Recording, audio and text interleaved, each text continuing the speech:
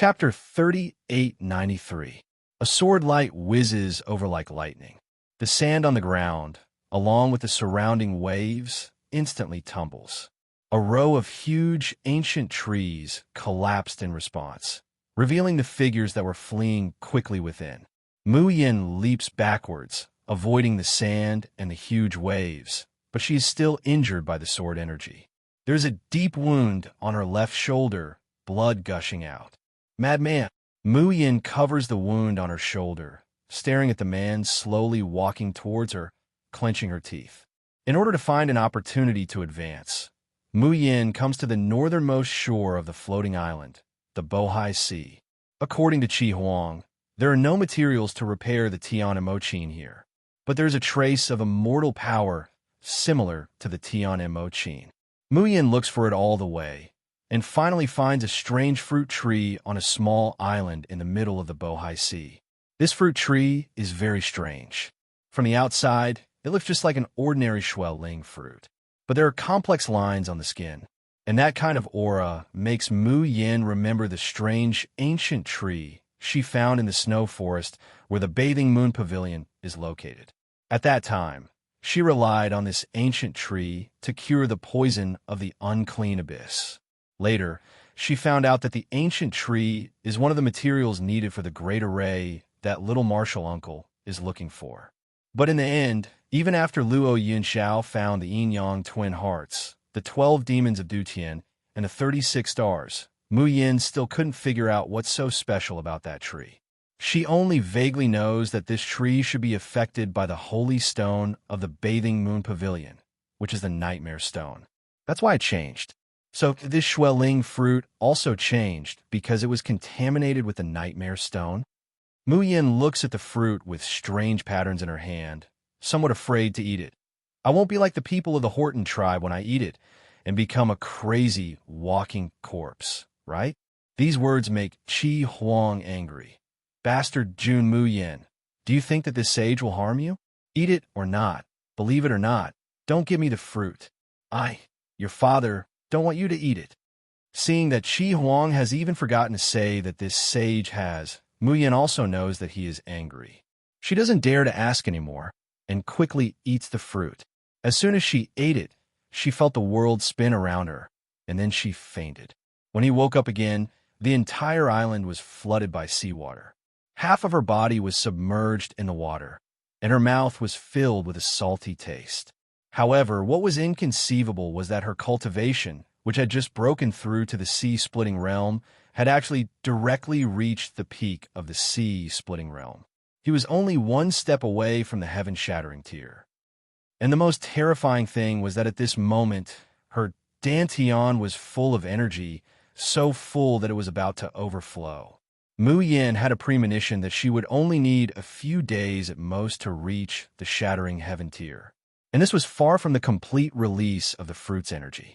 Even though she already knew that Qi Huang wouldn't lie to her, Mayan is still stunned by the effect of this fruit. Qi Huang, what kind of fruit is this? Is there really no problem with this speed of advancement? She felt that her dantian was about to explode. Spiritual energy, immortal energy, and even dark energy were mixed together. Mayan is even incessantly fusing the three forces into divine power and pouring it into the Tian Emochin. In a short period of time, all the Shin musician skills have been upgraded by 1 level. But even like this, the fruit's energy was still far from being consumed. With her every move, this energy would overflow from the surface of her body and meridians because it was too full. It was quite wasteful. Chapter 3894. This was also the first time that Mu Yin had experienced the trouble of having her body's energy surge. Pain and happiness. Qi Huang gloated and said, if you don't cultivate well, your dantian will be like a pool, unable to hold much spiritual energy and immortal energy. Even the divine power that can be transformed every day is limited. You've wasted so much energy of the divine fruit. The corner of Mu Yin's mouth twitches. Her dantian was more than 100 times bigger than an ordinary cultivator of the same level. Even so, he was still compared to a pawn by Qi Huang. Qi Xiaowang, Do you have some kind of misunderstanding about pawns? Mu Yin suddenly realized something. Divine fruit? Qi Huang, you said that this fruit is a divine fruit? Do you know the origin of this fruit? Qi Huang immediately shut his mouth. When Mayan asks anxiously, he snappily says, "Don't ask. Bin Zun doesn't know either." After a pause, he said listlessly, "I can't remember." Mu Yin has just returned to the coast from that half-submerged island, and she can feel the downcast mood of her artifact spirit. She entered the space, stroked Seven Brilliance's head, and smiled warmly. "If you can't remember, then don't remember. It's no big deal. In the future, there will be plenty of things for you to reminisce about. As for those memories, forget it." Qi Huang stared blankly for a moment. In his mind, he kept repeating the phrase, "There will be plenty of things for you to savor in the future." The corners of his mouth couldn't help but curl up slightly. He immediately thinks of something and suddenly flies into a rage. "Jun Mayan, we'll let you touch Ben Zun's head. Ben Zun will tell you again. Ben Zun is an ancient artifact spirit, not a child. Bastard." Mu Yin was all smiles, completely unmoved. She caressed the little chick's soft fur as she said perfunctorily, "Yes, yes, how could our Lord Artifact Spirit be a child?" Qi Huang became even angrier. "Don't think that I can't see that you're just faking it." As he spoke, Qi Huang's face suddenly revealed a pained expression. His entire body curled up and squatted down. Qi Huang, what's wrong?" Mu Yin suddenly rushes over. He saw Qi Huang clutching his chest tightly, his face pale and his lips purple. Beads of sweat appeared on his forehead. "Qi Huang, what's going on? What does it hurt?" Mu Yin grabs Qi Huang's hand, wanted to check on his condition. However, in the next moment, she was stunned, because her hand had pierced through Qi Huang's body. Seven Brilliance turned into his soul form. How could this be? Mayan's heart surges with a huge panic. Ever since her Tian Mo Qin's second upgrade, Seven Brilliance has always been in a physical state. He could even wear the clothes she had bought from Tianguang ruins. What exactly had happened to cause Seven Brilliance to be in so much pain that he couldn't even condense his physical body? Suddenly, Mu Yin thinks of something. "Young sect uncle. Did something happen to Uncle Master?" However, Qi Huang had already fainted on the ground and could no longer answer her. Mayan's heart is burning with anxiety. Her whole person is like an ant on a hot pan. She couldn't even heal Seven Brilliance, who was in his soul form. No, it was still possible. At least she can play the zither and use the Shun musician skill, calm the soul. Mu Yin quickly summons the Tian Mo Qin. Just as she's about to play, a familiar and cold voice comes from outside the space. "Jun Mayan, I know you're here, come out." Immediately after, the entire space violently shakes, and bits of grass fly everywhere. The towering book tower shakes violently, as if it could collapse at any moment. Chapter 3895. Little Inghua screams and rushes to hide under Mu Yin. Little Phoenix and Jin Wu quickly fly in the direction of the book pagoda. Xiao Bao is cultivating in seclusion inside.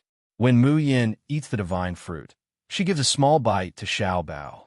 This is also what Qi Huang said. Xiao Bao has an immortal body, so the divine fruit is useful to him, but too much is as bad as not enough. Because an immortal body automatically absorbs all energy without filtering it. There is poison on the divine fruit. A small amount can be eliminated by the heart-piercing, life-prolonging curse. But if there is too much, Xiao Bao may be fine, but Li Weiran will definitely be tortured to death by the poison. Qi Huang certainly wants that pretty boy Li Weiran to live a life worse than death, but he also can't bear to see Xiao Bao suffer. After Xiao Bao eats a small bite of the divine fruit, he directly enters a state of enlightenment, just like Mu Yin sleeping on the island. Xiao Bao is also unconscious, unaware of the outside world, but his cultivation is advancing by leaps and bounds at a tremendous pace. Mu Yin even feels that Xiao Bao's Dantian and Sea of Consciousness are about to be as vast as her own. She sees that the divine fruit doesn't harm Xiao Bao, so she puts him in the Space Book Pagoda to cultivate. She also orders Jinwoo and Little Phoenix to guard him. That's why the space is shaking, and Jinwoo and Little Phoenix immediately rush over to guard him. Mu Yin vaguely hears who the voice outside the space belongs to, but she still can't believe it. But she knows very well that she must not stay in the space any longer. Otherwise, with just one more sword, the space will be completely torn apart, and Qi Huang, who is in a coma in pain, will have nowhere to hide. Mu Yin quickly leaves the space, and when she sees the man in black standing not far away, her pupils can't help but shrink, even though she has already mentally prepared herself. Seeing the person in front of her, Mu Yin can't help but be inexplicably shocked. Ning-Su, you are still alive. Ning-Su sneers and slowly walks forward. With every step, the sand under his feet sinks, creating a deep hole. What? Are you disappointed to see me alive? Mu Yin. Mu Yin frowns. How did you wake up? Ning Kunshin once said that once half of Ning-Su's body is killed, he will sleep for at least 100 years. Even though Ning Kunshin, that cunning fox, was full of lies. But Mu Yin believes that he isn't lying about this. Otherwise, with Ning Kunshin's cautious and suspicious personality, how could he have allowed Ning-Su to lie in the ice cave without taking any precautions? Ning-Su sneered, his face revealing a mocking and disgusted expression. I knew Ning Kunshin's plan from the start, so when I was cultivating the soundless clone, I already left a way out for myself. When he tries to take over my body, the hint hidden in soundless clone will awaken me and devour his cultivation instead. He will suffer the consequences of his actions and be doomed eternally. Recalling the look of disbelief and despair on Ning Kunshin's face before he died, Ning-Su could not help but laugh out loud. Mu Yin looked at his crazy expression and couldn't help but clench the 7 absolute sword in her hand. She could sense that the Ning-Su in front of her was very dangerous, very dangerous. His strength had far surpassed that of when he was on the road of cultivation. Compared to back then, Mu Yin's current strength had advanced by leaps and bounds. Looking at Ning-Su, she felt that she had no chance of winning. How strong was Ning-Su now? Profound Immortal High Stage? Or the peak of Profound Immortal? Trying to guess what my cultivation is? Chapter 3896. Ning-Su suddenly stopped laughing and looked straight at Mayan, then said slowly, I can tell you, I'm an immortal king. I'm already an immortal king now. Mayan's heart suddenly jumped, and her palm holding the 7 absolute swords couldn't help sweating. He'd actually reached the immortal king realm. No wonder she couldn't see the depth of Ning-Su's strength, even though she was about to reach the heaven-breaking realm. Ning-Su couldn't help but look at the sea, his expression blank and lost. After a long while, he murmured, When you destroyed half of my clones on the road of cultivation, I hated you to the bone. But when I slept in the endless darkness, I couldn't help but think, you really are Yin Xian's daughter. So outstanding, so powerful, and so heartless. You can kill me, and you have such powerful talent and will. Maybe you could do what I can't. I worked hard for so many years and tried everything, but I couldn't save Ning Yin Xian from the Great Jade reincarnation formation. But maybe it's different for you. Ning-Su's voice slowly became hoarse. I think, if you can really save Yin Xian, then I'll forgive you. It doesn't matter if you're Jun Shiyuan's daughter. It doesn't matter if you're a demon, as long as the only light in his life could be returned to him. But Ning-Su suddenly turned his head, his eyes bloodshot as he glared at her, as if he wanted to tear her apart. But you actually failed. Not only did you fail to save her, you even let her die, her soul scattered, and she will never be able to reincarnate. My everything, my life, all my prayers and waiting, it's all gone. Ning Kunshin deserves to die. The Ning family deserves to die. Jun Shiyuan deserves to die. Jun Mayan, you deserve to die too. Since Yin Xian is already gone, then all of you go down to accompany her. She's already dead. What right do you have to live in this world? Mayan looked at the crazy man in front of her with a complicated expression. She had heard about Ning-Su's past from Ning Kunshin. No one could imagine what kind of life Ning-Su had led in the few years he had been captured by the demon clan. Later, When he returned to the Ning family, how did he survive the taunts and bullying of the Ning family, as well as the hatred of his grandfather? In those dark days, Ning Yanxin was the only one who pulled him out of the swamp of hell. She gave him the warmth of a mother, a sister, and a close relative. He was greedy for this warmth, and then it gradually turned into a paranoid and twisted desire for possession. If his mother was still alive, she might be able to guide this stubborn child to slowly walk down the right path. However, the Ning family's greed and selfishness, as well as Ning Yanxin's unexpected meeting with Jun Shiyuan, ruined everything. In the end, Ning Su had become what he hated the most, like a crazy devil. Meeting Mu Yan's gaze, Ning Su suddenly becomes hysterical and irritable. Why are you looking at me like that? Am I that unworthy of your trust and reliance? Why? Why did you betray me? Mu Yan knits her brows and is about to speak. All of a sudden, Ning Su laughs maniacally. Jun Mayan, do you know why I only came to find you now? TSK. This guy has now recognized her as Jun Mayan. Moreover, when they first met on the road of cultivation, he clearly had a cold and taciturn temperament. But now he's chattering endlessly, and his words are even incoherent. Chapter 3897. From the looks of it, even though he had woken up earlier, his mind was no longer clear. Mu Yan looked at him coldly. Ning Su continued. When I swallowed Ning Kunshin's cultivation, I thought about going to find you. But I gave up later. After all, you're Jun Mu Yan, Ning Yanxin's daughter.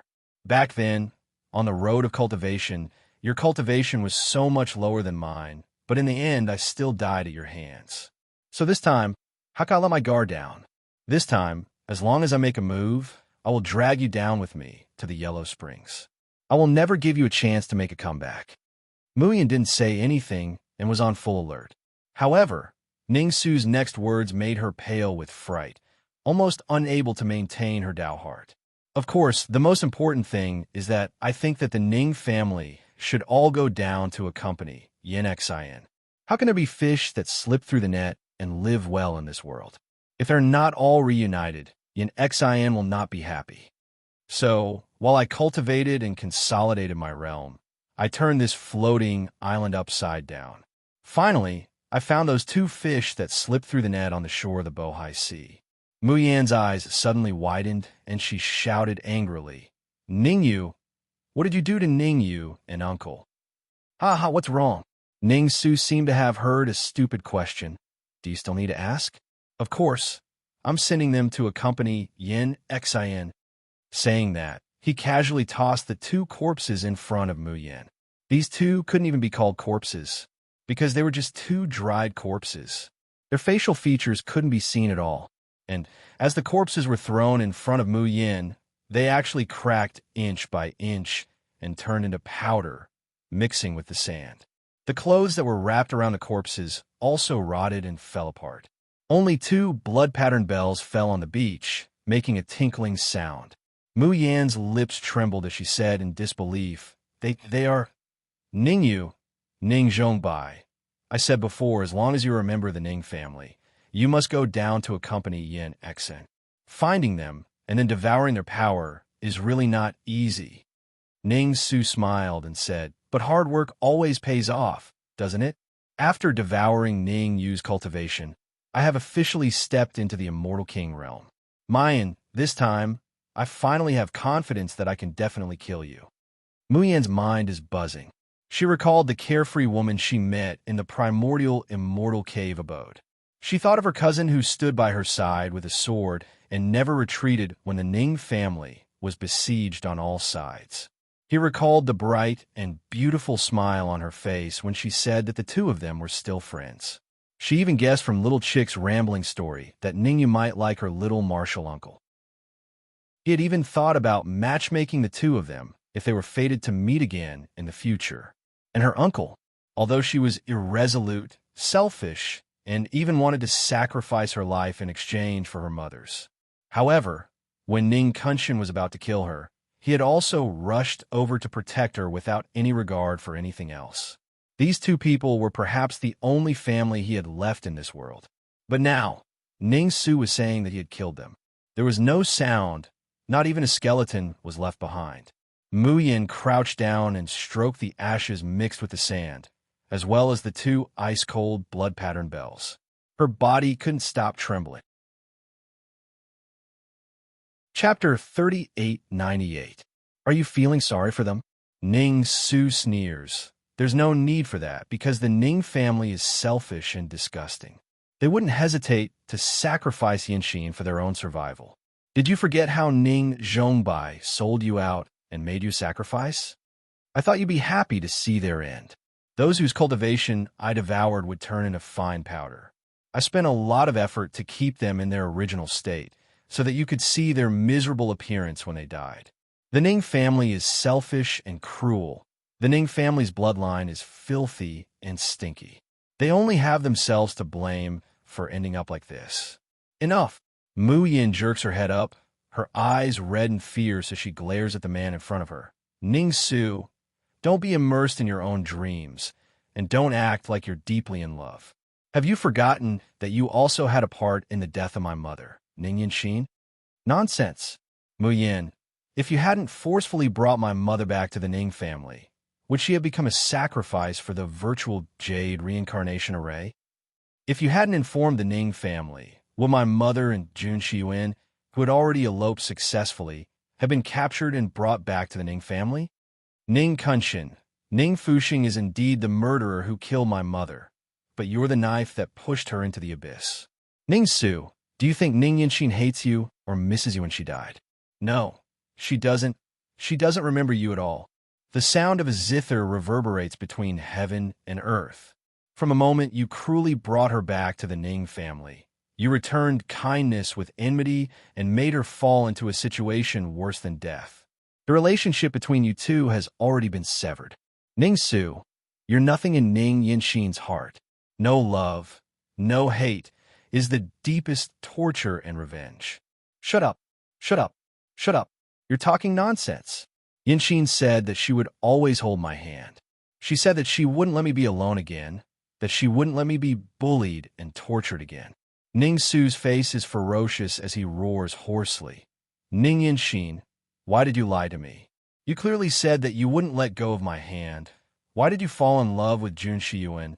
Why did you elope with the demons? I didn't want you to die. I just wanted you to stay. Puff. Ning Su spat out a mouthful of blood, his body swaying. The zither music that reverberated between heaven and earth entangled his divine soul like a curse, causing him to feel as if he had fallen into a distant nightmare.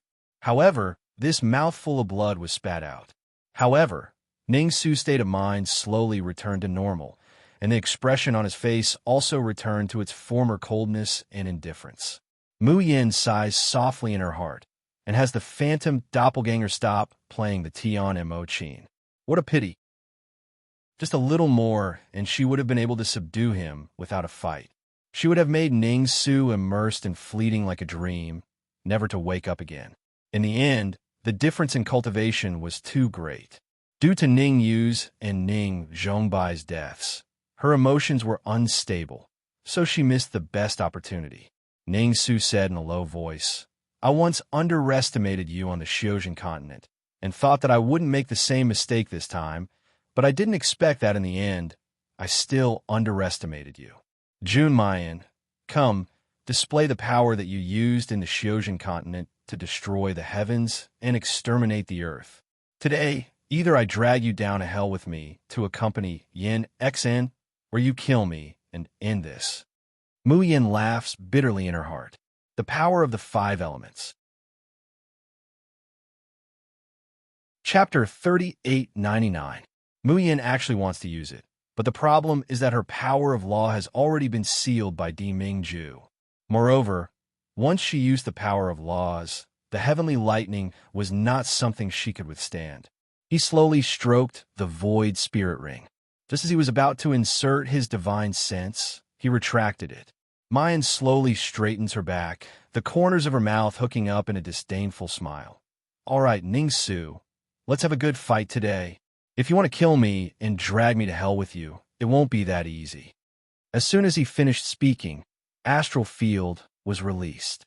The phantom doppelganger lightly flicked her fingers, and the sound of the zither resounded through the world.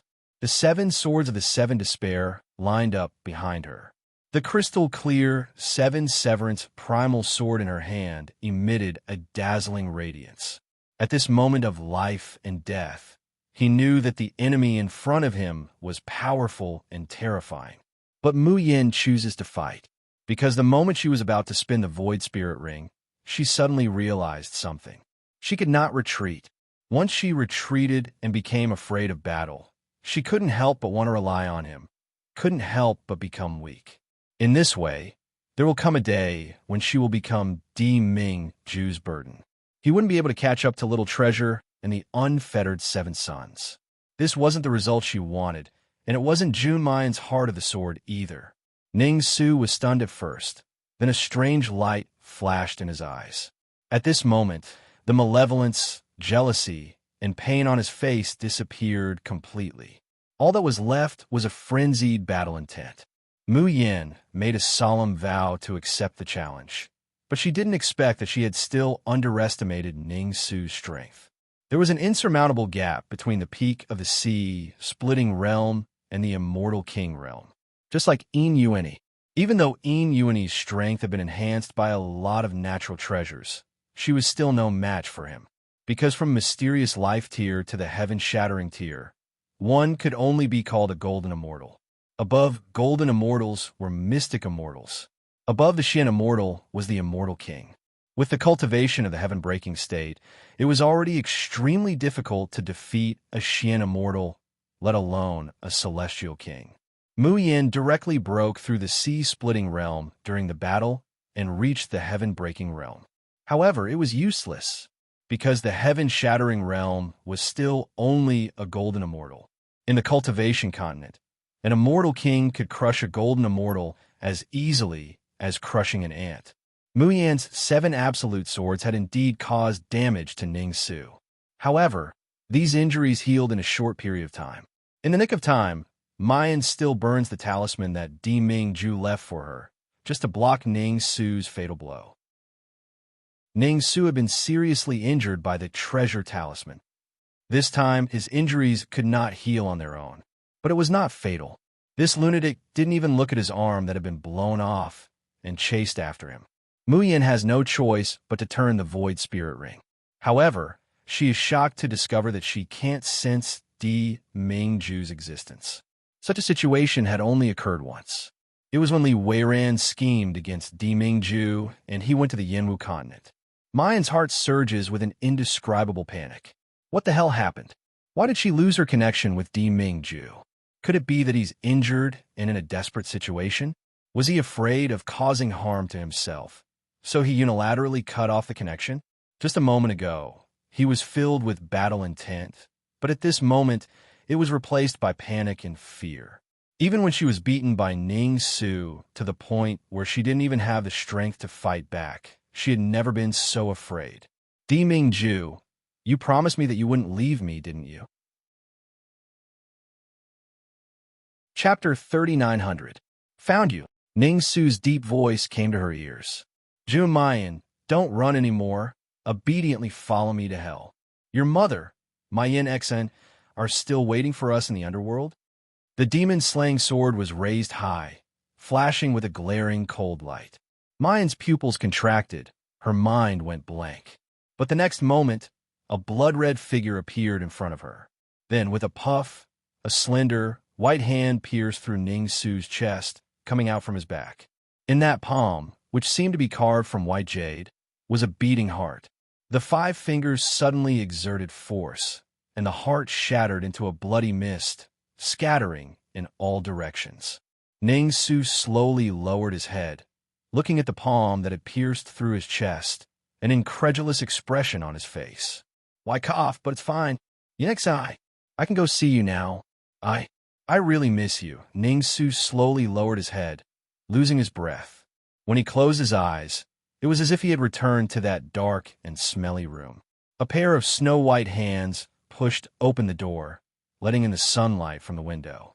He heard a gentle female voice say to him, Suer, don't be afraid. I'm your aunt. I'll take you home.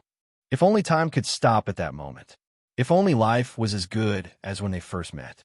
At this time, Mayan couldn't be bothered to look at Ning Su. She slightly widened her eyes at the figure in front of her, unconsciously muttering, "Chi Huang." The red-clothed youth in front of her seemed to have heard her voice. He slowly turned his head, giving her a coquettish and cruel smile. Clang, clang, clang. Faintly, Mayan heard a strange bell sound reverberating in her mind. The sky darkened bit by bit. The waves crashed again and again on the beach riddled with holes.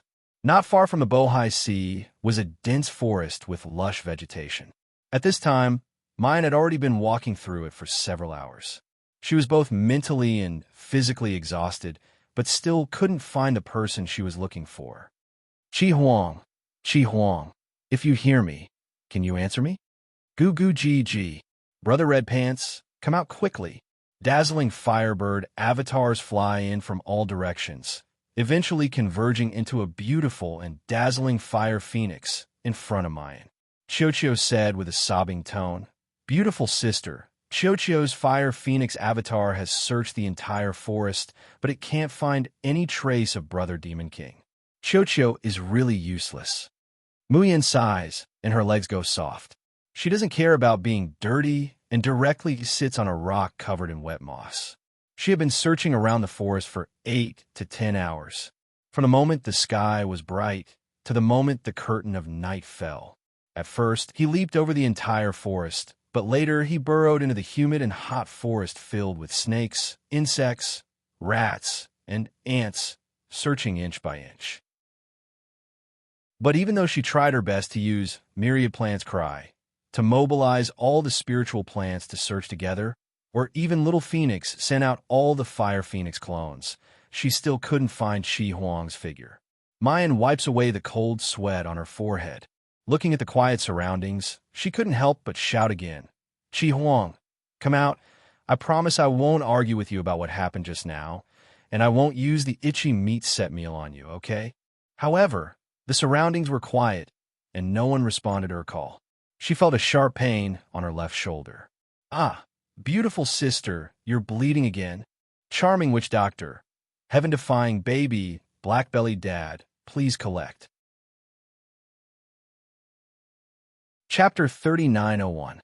Mu Yin looked down and saw that the wound that she had just healed with the skill of Art Essence Yellow was now entwined with black gas, as if there was an invisible hand tearing the wound apart inch by inch.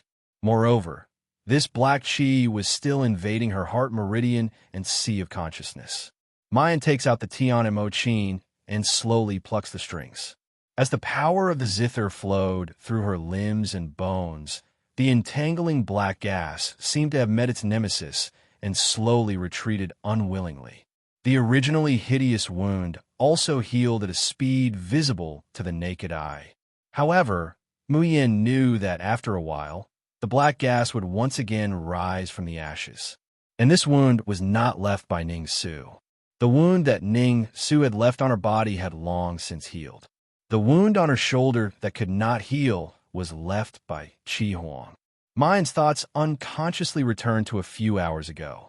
Seeing Chi Huang effortlessly crush Ning Su's heart, Mu Yin was so shocked that she could hardly think. But she quickly came back to her senses and said anxiously, "7 brilliance, return to the space." She did not have the time to ask why Chi Huang, who was supposed to be unconscious in the space, had suddenly woken up. He was only worried that 7 Brilliance's existence would be discovered. However, the usually arrogant but soft-hearted young man in front of her raised the corners of his mouth again, and the smile on his face became even more devilish. His snow-white skin, exquisite and beautiful facial features, and his red robes made the youth's appearance so captivating that it could take one's soul away. But for no reason, a chill rises in Mayan's heart. It was as if the person in front of him wasn't 7 Brilliance. It was a monster she had never seen before. "My esteemed master, are you afraid of me?" Step by step, he walks towards Mayan. Her red robe dragged on the ground, stirring up some dust. This proved that 7 Brilliance was a real entity. However, the scorching sun shone high up in the sky and landed on the young man's body, but the ground was not illuminated at all. Muyin couldn't help but swallow a mouthful of saliva, and hissed, "Who are you?" "Me? Of course I am Seven Brilliants." The youth seemed to have heard the funniest joke and could not help but laugh softly.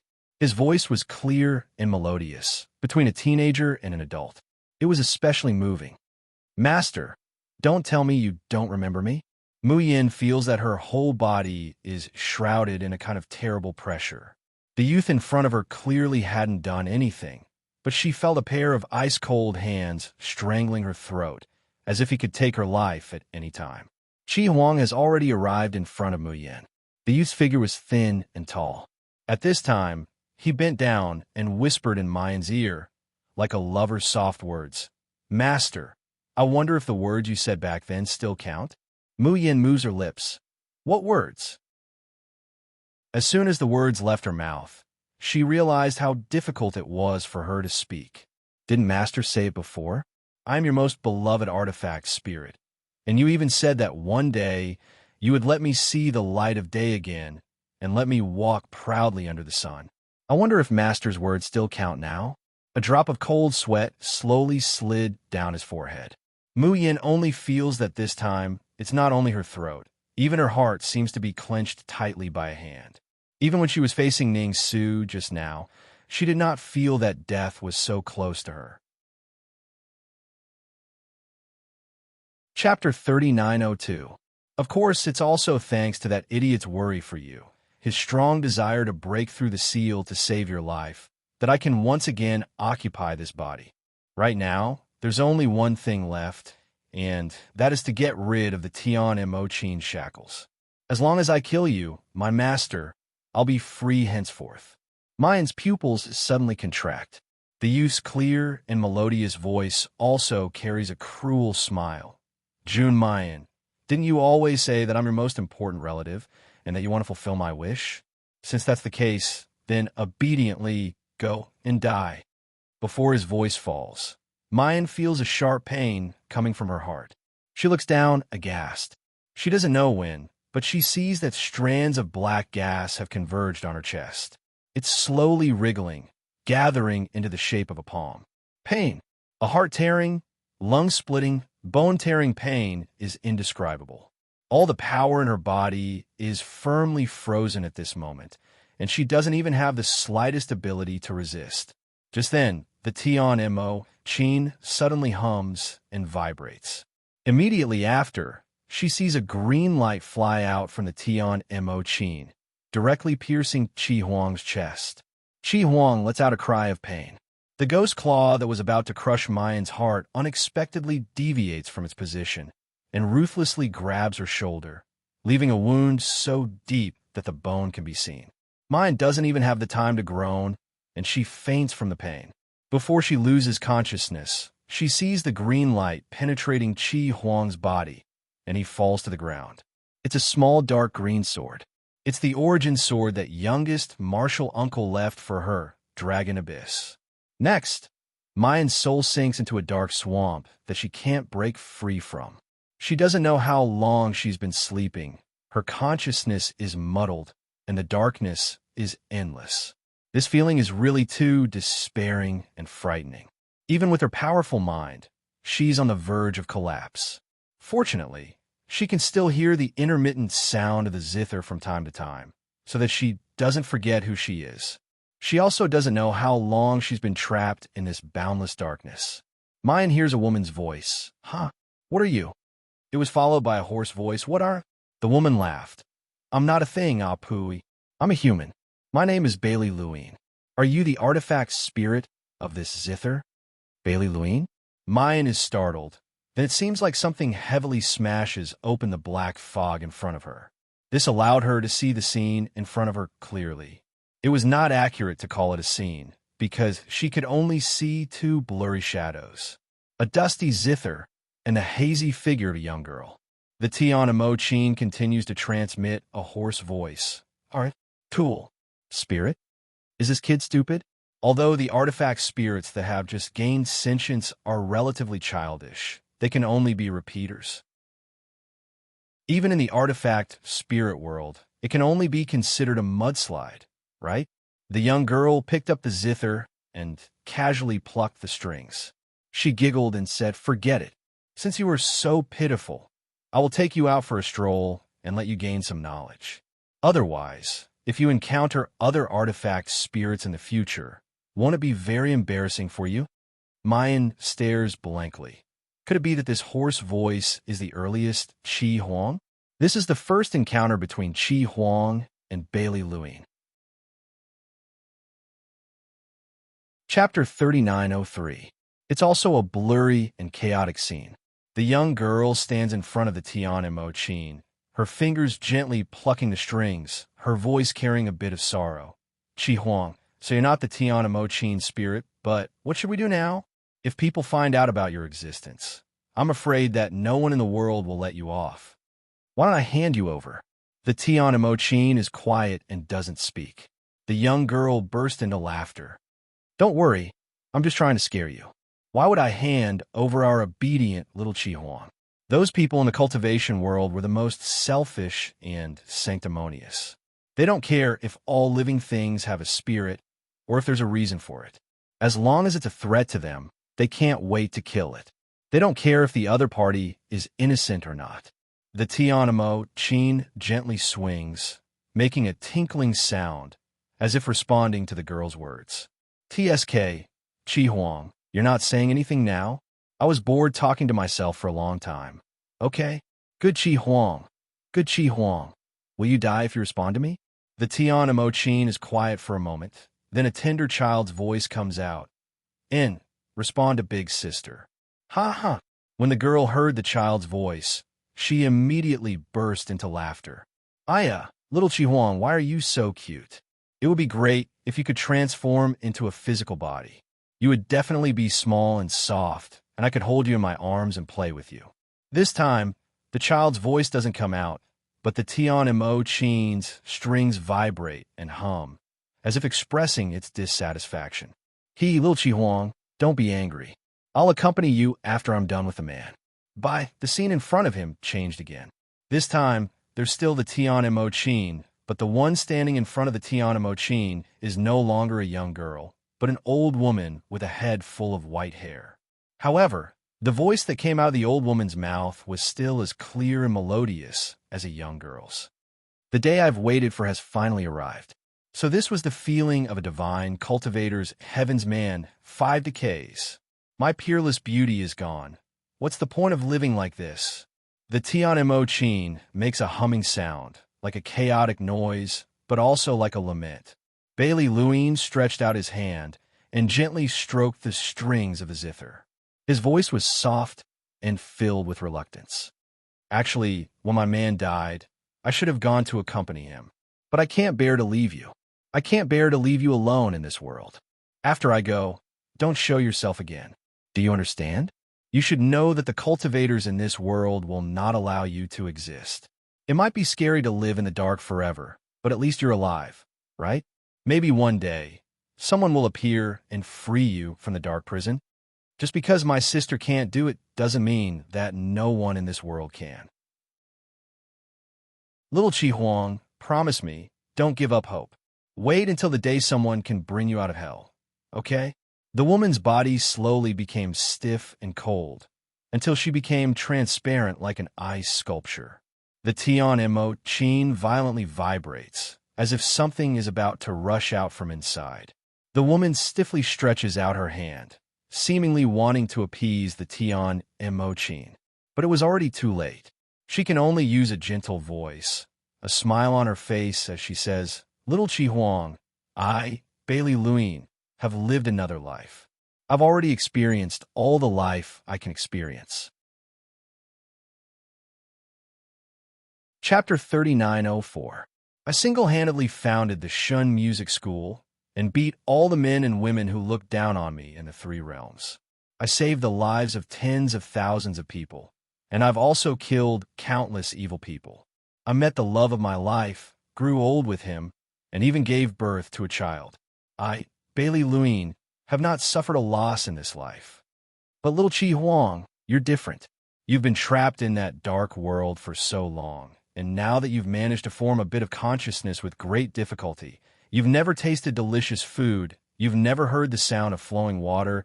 You've never smelled the refreshing fragrance of flowers. If you come out now and be exterminated by those so-called righteous cultivators, then your life would be too much of a failure. Little Chi Huang, promise Big Sister that you'll continue to sleep. One day, you'll wait for your prince or princess to wake you up. Don't mind the nonsense of those old bald donkeys. You're not. Your fate. Only you can control it. Mu Yan's mind is shaken. Perhaps it's because of the contract between her and Tian Mo Qin and Chi Huang, but she can feel a dense pain spreading through her soul. It's not a heart-wrenching pain, but it's so sad that it makes people want to cry. Mu Yan once again falls into the boundless darkness. Compared to the cold despair from before, there's a bit more indescribable loneliness this time. Day after day, year after year. Even if Mu Yan has already realized that she's trapped in Chi Huang's dreamland. A day and a year pass in the blink of an eye, but this kind of darkness is so long and cold that it makes people go crazy, until she hears a woman's voice once again. Huh, so this Tian Mo Qin has a spirit? There's actually such a big space. How come I've never heard Father mention it before? As the woman's voice rings out, the darkness in front of Mu Yan dissipates once again, replaced by a beautiful white-clothed girl standing in front of the Tian Mo Qin, looking around curiously. Different from the blurry figure of Bailey Luin back then, the scene that appears in front of Mu Yan is very clear. This is the space of the Tian Mo Qin. Although the white-clothed girl's appearance is a bit immature, Mu Yan still recognizes her at a glance. That's the last musician of the Shun musician sect who passed on the Tian Mo Qin and the Shun musician skills to her in the Yinwu continent, Bailey Yinlu. Chi Huang. Did you say your name is Chi Huang? Bailey Yinlu's eyes flickered with curiosity. Wait, I seem to have seen this name in great-grandmother Bailey Liuin's notes. Great-grandmother mentioned that Chi Huang was her favorite little brother. But I later asked my father, and besides Great Madam and Great Madam, no one in the God Musicians has ever seen Chi Huang. Bailey Yinlu circles around the Tian Mo Qin again and again. It turns out that 7 Brilliance isn't a person, but the Tian Mo Qin's tool spirit. Chi Huang, can you come out and see me? Chi Huang, can you come out and see me? The Tian Mo Qin is silent for a while. Then it finally makes a buzzing sound, followed by a flash of red light. A red-robed youth appeared in front of Bailey Yinlu. That was 7 Brilliance. She looked exactly the same as the current 7 Brilliance, but her brows were gentle and her eyes were clear and timid. She also carried a bit of ignorance, curiosity, and yearning towards the world. Mu Yan is a little stunned for a moment. Chapter 3905. Was this really her family's unruly, tsundere, stubborn Chi Xiao Wang, the one who would explode with rage when his mind was poked? What had he experienced in the end that could turn this crystal-clear youth into this? Of course, it's not that Mayan dislikes the current Chi Huang. Naughty children are always more fragrant at home. She feels that the youth in front of her is far from her Chi Xiao Huang's wanton, flamboyant, and energetic self. Something must have happened later that caused Chi Huang to change, right? Could it be because of the destruction of the God Musicians? Suddenly, Mayan's thoughts stagnate and her eyes widen. That's not right. If she remembers correctly, Chi Huang once said that the only person who had seen him in this world was Bailey Luin. But from the memory before her, Bailey Yinlu had clearly seen Chi Huang. Then why didn't Chi Huang remember?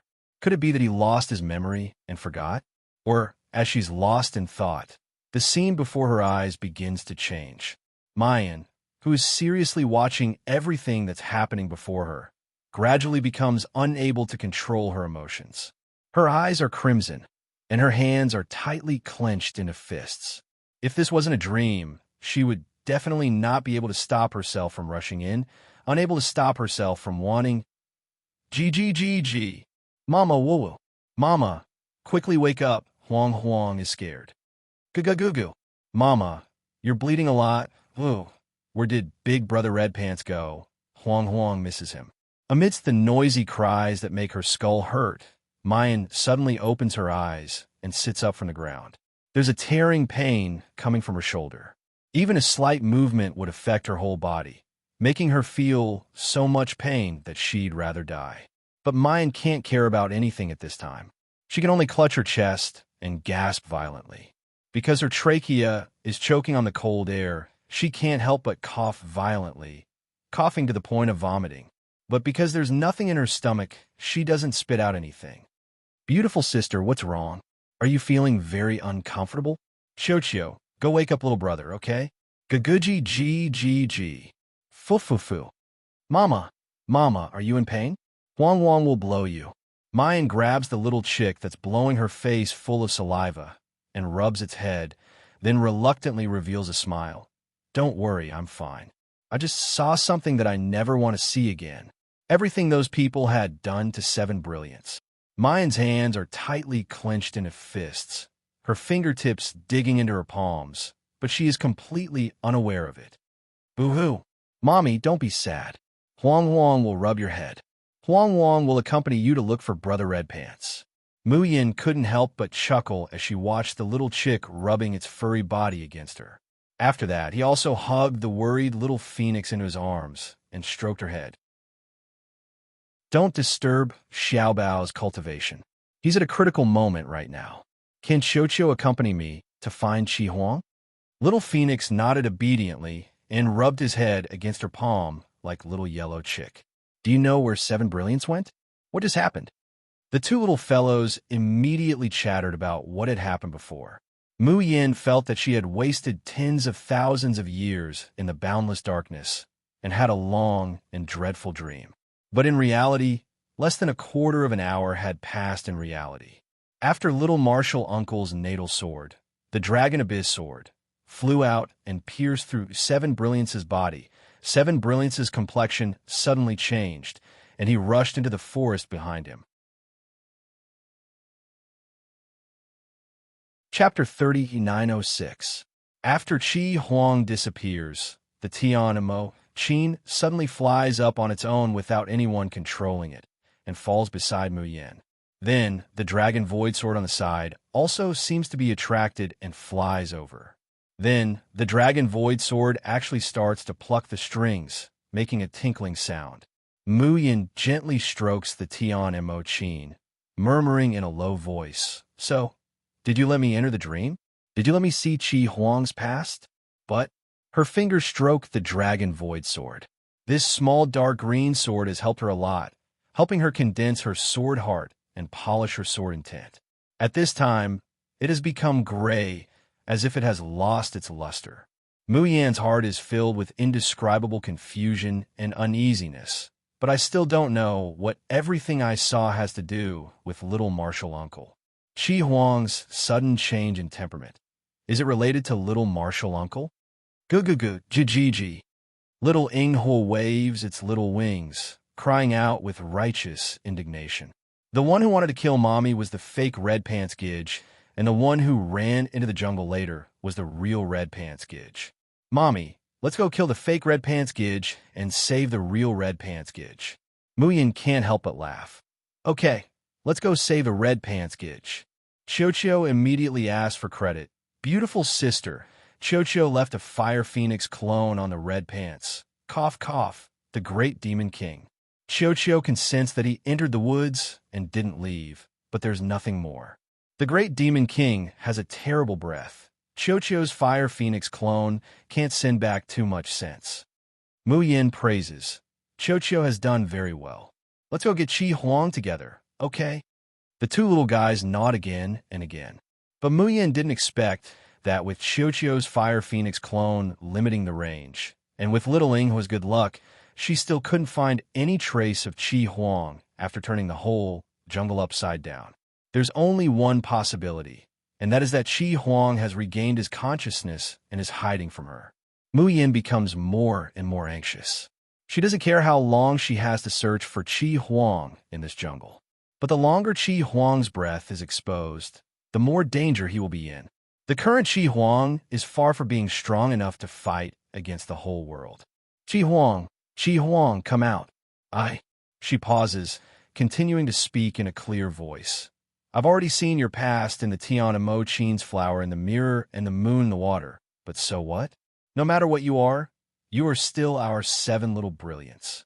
I don't care about your background. Xiaobao doesn't care. Huang Huang doesn't care. Qiu Qiu doesn't care. You're the only one who cares.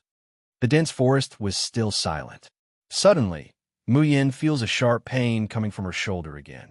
At this time, her strength and spiritual power have already been almost exhausted.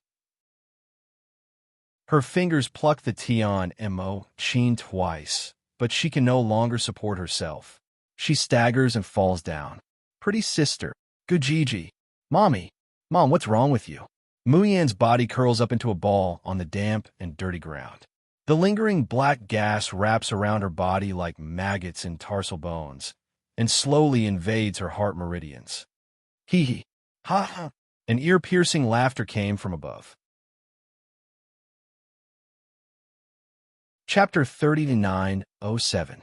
In this shady jungle, the youth's beautiful face is mottled with light and shadow. Beautiful phoenix eyes are bottomless, holding a playful and cruel smile. Looking at Mu Yan's painfully curled up appearance, he chuckles. Zhu Mu Yan, I have to thank you again. If it weren't for you refusing to give up, searching in this jungle over and over again, disturbing that idiot's state of mind, I wouldn't have been able to regain control of this body again. My dear master, thank you for giving me another chance to kill you. The red dress drags on the ground, full of mud and rotten leaves, slowly approaching the curled up Mu Yan. Little Ing Hua and Little Phoenix reveal a look of horror in their eyes. One by one, they spread their wings, try to stop Shi Huang. Little Ing Hua spat at him repeatedly, cursing nonstop. You imposter! You're not Big Brother Red Pants. You're not allowed to come near Mommy. Get out of the way and return my red pants gidge. Shi Huang casually waves his hand. Little Ing Hua and Little Phoenix are sent flying. Little Phoenix hits a tree, almost fainting. Little Ing Hua rolled far away like a ball. By the time he stood up, he could only see stars and his body was spinning. Shi Huang doesn't even spare them a glance. He goes straight to Mu Yin, grabs her injured shoulder, and lifts her up. The youth's mouth hooks up into a cruel smile. When you're dead, I'll be free, and that idiot will never come out. The clear voice comes to an abrupt stop. Shi Huang raises his head in surprise, meeting a pair of beautiful peach blossom eyes that seem to be smiling, yet not smiling. The bottom of the eyes is rippling, like a whirlpool that can swallow a person's soul. You. Shi Huang can't even speak for a moment. Your injury hasn't flared up? Mu Yin curls up her lips, revealing a shallow smile. Of course, do you think that the Shun musician's art of Qi Huang is so useless? It flares up right after being cured. Qi Huang, if you want to compete with me in terms of using your brain, do in your next life. Qi Huang flies into a rage. His hands are about to move. Suddenly, the intermittent sound of a zither, like the gurgling of water, reaches his ears. In an instant, it was as if an electric current had spread through his entire body. Qi Huang's body shuddered. Then a red flush appeared on his pale face, and his lips began to tremble. Not far away, Mu Yan's phantom doppelganger is plucking the strings of the zither. Cheerful notes lingered around Qi Huang's body as the strings were plucked. Mu Yin patted the dust and leaves on her body and chuckled. Qi Xiaowang, have you almost forgotten the taste of the itchy meat set? How does it feel to experience it again? Does it leave a lasting aftertaste? Damn it. Stop. I told you to stop. Did you hear me? Qi Huang's face was already flushed red, and his entire body shrunk into a ball, shaking nonstop like a sieve. A few uncontrollable laughter escaped from his mouth.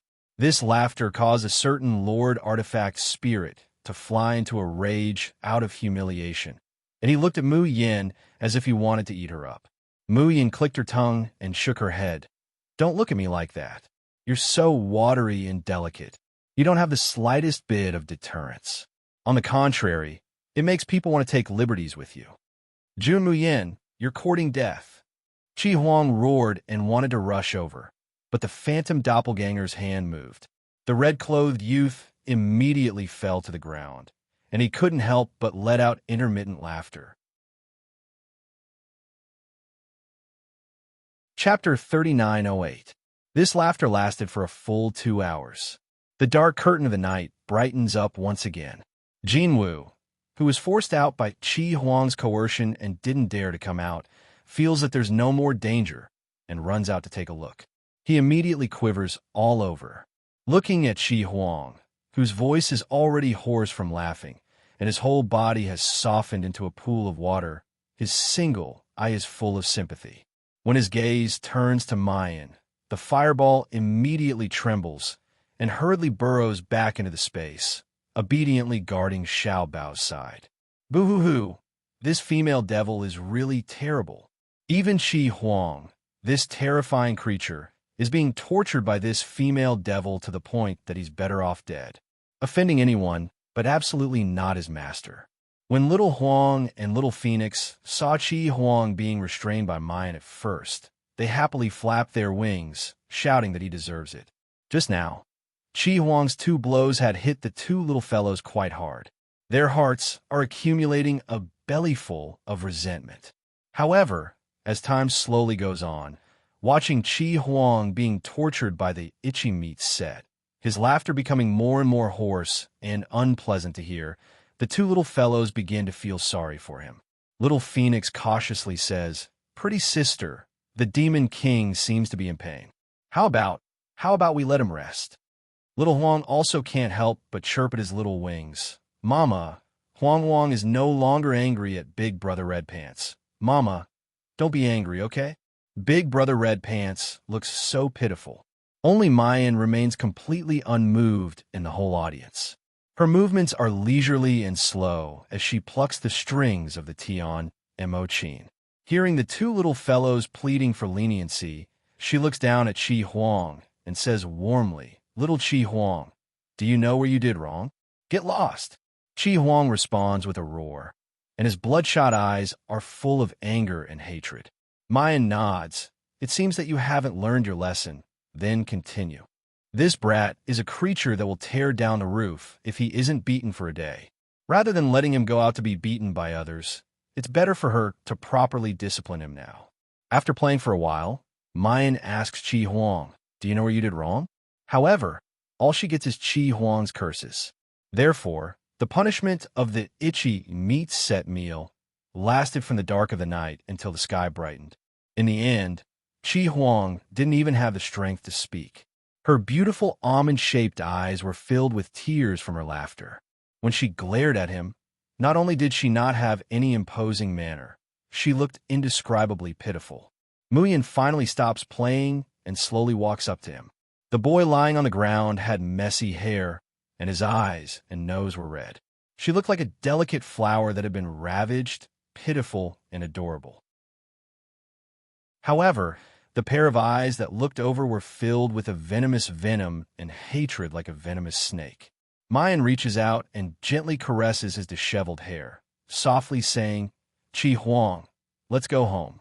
The intense malice and viciousness in Qi Huang's eyes couldn't help but stagnate. Soon after, he stares straight at Mayan, as if looking at an idiot. "June Mayan, is there something wrong with your brain? Do you think I'm still that idiot who listens to your every word?" Muyin purses her lips. Suddenly, she bends her finger and heavily knocks him on the forehead. "Who are you calling an idiot? My Qi Xiao Huang is the smartest and most powerful." Qi Huang couldn't help but want to sneer. But when he meets the clear and bright eyes of the girl in front of him, without a trace of hesitation, his heart seems to be suddenly pricked by something. Chapter 3909. At this moment, he is willing to believe that Jun Mayan cares about Qi Huang. Cares about this monster that can't be allowed to exist in the world. Just like Bailey Luin at that time. But she only cares about that idiot Qi Huang, not himself. That's right. Who would love a monster who is sinister, cruel, and vicious, and who would bring disaster to all of them? A burst of intense irritation abruptly rises in his heart. He suddenly gets up, wanting to kill the person in front of him. But before he can move, the zither sounds again. Qi Huang immediately lets out a hoarse and unpleasant laugh and falls to the ground. He finally can't stand it anymore. Curling up, he gnashes his teeth and says, "Stop, stop, this sage will, return that idiot to you. Return it to you." Sure enough, the zither stops. Chi Huang's eyes flash with sorrow and a self-deprecating smile. The next moment, however, a hand gently presses on his head, gently and forcefully rubbing it. "Idiot Chi Huang, you are you. No matter what you become, no matter what you do, you are still our Chi Huang." Chi Huang stares blankly, jerking his head up to look at her. Mayan straightens her face and says in a low voice, "Whether it's now or later, if you do something wrong, I will definitely punish you. If you really do something outrageous, something that heaven and earth cannot tolerate, I will personally end you. But before that, you're only Chi Huang, a very, very important relative of mine, Jun Mayan." Chi Huang's eyes are vacant, as if he can't understand what she's saying. After a long while, his throat, which has long been hoarse from laughing, lets out a hoarse voice. I'm not your Chi Huang. I'm not that pitiful little person who listens to your every word." Pitiful little person? This guy actually evaluates her like this? Mayan is so angry that she wants to laugh. But when she remembers everything that she saw with the Tian Emochin just now, she can't help but feel distressed.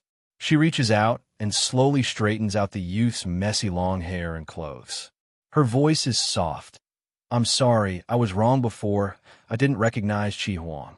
I thought that Chi Huang's body was occupied by another soul, and that soul still wanted to kill me. But now I know that's not the case."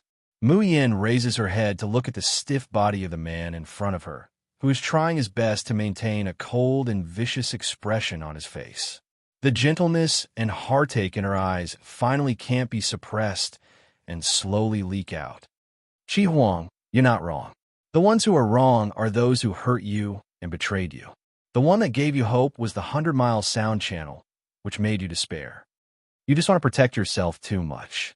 You just don't want to be hurt anymore. So you imagine a vicious and cold version of yourself." Muyan had once seen a phrase in Bailey Liuin's notes. Split personality. There had never been two Seven Brilliances. He was just an innocent and kind young man who had no choice but to protect himself after being hurt. Mu Yin had always thought that the innocent and adorable youth who was filled with curiosity about the world had become like this because of the destruction of the Shunlu sect and because of the immortals of the Xiaoxin continent. However, she never imagined that the person who had caused all of this was the last musician of the Godly Melody sect, Bailey Yinlu. In the illusion, Mu Yin saw that after Bailey Yinlu discovered Chi Huang, she was very happy that she had a new friend. She shared the delicacies she had eaten with Chi Huang. He brought Chi Huang to the beautiful mountains and rivers to enjoy the scenery. Chapter 39:10. He also told Chi Huang some interesting gossip about the Xiaoxin continent. Occasionally, he even let Chi Huang sneak out to play with him in the mountains. It was different from how Bailey Liuin kept Seven Brilliance, not letting anyone know of Seven Brilliance's existence. Bailey Yinlu has always been distressed that Chi Huang has been left alone in the space of the Tian Emochin. She hoped that he could walk openly under the sun, meet more people, and experience more local customs and practices. Bailey Yinlu's original intention was good, but she didn't know that sometimes indulgence and kindness when one was weak could very well become a sharp knife of destruction. Ever since Bailey Liuin established the God Musicians has always held a pivotal position in the Xiaoxin continent. But after that, several musicians of the God Musicians were unable to activate the Tian Emochin space, so they didn't get the complete inheritance of the Shen musicians. Until the appearance of the 100-mile sound channel. She activated the Tian Emochin space and obtained the Shun musicians' martial medicine Dante's heaven-defying inheritance. On top of that, Seven Brilliance was secretly protecting them. For a moment, her limelight even overshadowed that of Bailey Liuin. The God Musician's reputation in the Xiaoxin continent, and even in the Three Realms, has reached an unprecedented level of power. However, the tallest tree in the forest would be destroyed by the wind. Bailey Inlow's talent was very strong. However, she was not as mentally strong and clear as Bailey Lewin. The god musicians expanded too quickly, making them a thorn in the side of the entire Xioshan continent. And the young master of the Han family, who originally had a verbal engagement with the sect master of the Tiani men, Lung Yuexia, liked the 100-mile sound channel, which made Lung Yuexia hate her to the bone. Lung Yuexia wanted to take revenge on her at all costs. The thoroughly meticulous investigation allowed Lung Yuexia to quickly learn about the special existence of Qi Huang from the people around Bailey Yinlu. She was keenly aware that Qi Huang could not be exposed in front of others. Otherwise, with Bailey Yinlu's arrogant and straightforward personality, she wouldn't be so secretive about it. Even the god musicians, not many people knew about it. Under Lung Yuexia's leadership, a trap that had been planned for a long time slowly blossomed. Bailey Yinlu was in danger. At the critical moment, Qi Huang couldn't care less about being exposed and rushed out to protect Bailey Yinlu. As a result, he was finally discovered by the major powers of the Xioshan continent. What exactly was the Seven Brilliances?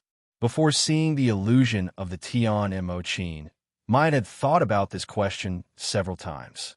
Qi Huang had warned her over and over again that she must not let anyone know of his existence. Not even Di Mingju. Di Mingju clearly already knows that she's a Shun musician. Why couldn't he let him know of Seven Brilliance's existence? Today, Mind finally knows the answer to this question that has puzzled her for 100 times. Her mind still seemed to reverberate with that old and compassionate voice. As the wooden fish was struck, it was as if it was pounding on her soul. Mind can't help but tremble in shock. Amit Ba, all living things are equal, but there are always things that transcend the 3 realms and 6 paths, Benefactor Qi Huang. This old monk knows that this is very unfair to you. But if you live, the world will be plunged into misery and suffering, and the millions of lives in the 3 realms will one day be beyond redemption. Buddha said that if I don't go to hell, who will? Benefactor Qi Huang, this old monk is willing to sacrifice my life to accompany you to the Yellow Springs. I hope Benefactor will be merciful and give the common people a way out. Qi Huang wasn't the Tian Mo Qin's tool spirit. He was a special energy that was placed inside the Tian Mo Qin. And this energy has a very straightforward and extremely frightening name: World Extermination. Qi Huang was a true demon that could destroy the world. Chapter 39:11. Every 100,000 years, there would be a cycle.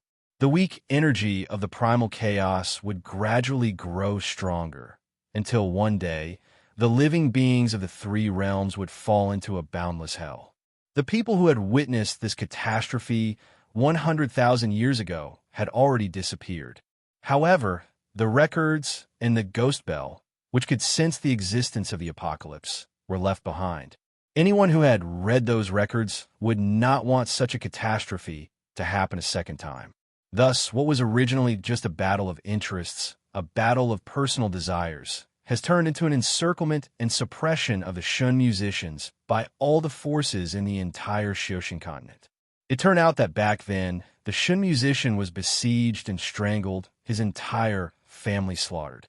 It was not only because the god musicians were too powerful and had become a thorn in the side of others.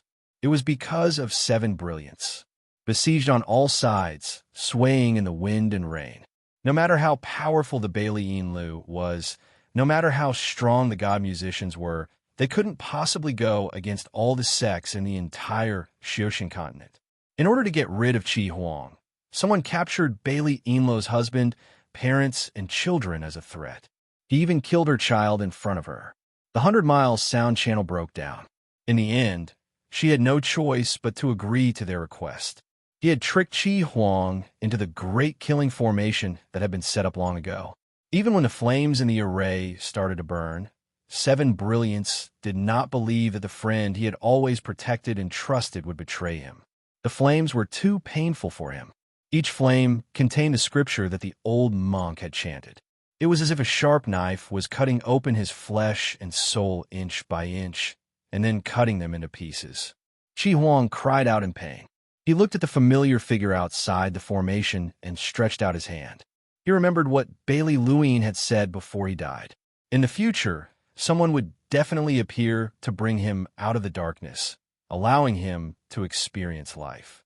Seven Brilliants had always believed in him, waiting quietly in the darkness. When he heard Bailey Inlo's voice, he thought that he had finally seen the sunshine that belonged to him. But at this moment, the sunlight that he trusted and protected had personally pushed him into an abyss of eternal damnation. Bailey Inlu didn't dare to look at Qi Huang's expectant and pleading eyes. She had a complete mental breakdown and fainted in her husband's arms. The people of godly musicians, who were already badly wounded and could no longer hold on, retreated in embarrassment. All that was left was the young man who was once filled with hope and curiosity and wanted to accept the whole world. In the raging fire, his innocence faded away bit by bit, and he became a malicious spirit that crawled out from the abyss. His pure heart was smeared bit by bit, and from then on, he would never be able to recover. Armageddon became a true Armageddon. Muyin doesn't know how long Qi Huang has been burning in the raging flames. She could not empathize with that kind of pain, and her senses in the illusion were so dull and numb. But she also felt endless despair. This torture was too long and too torturous, so much so that Qi Huang slowly imagined another version of himself. Vicious, dark, cruel, paranoid. Because only then would he not be deceived by cunning humans, and he would not have feelings for anyone. Only such a demon of world destroyer would have the heart to destroy the world. He wanted to annihilate all living beings in the world.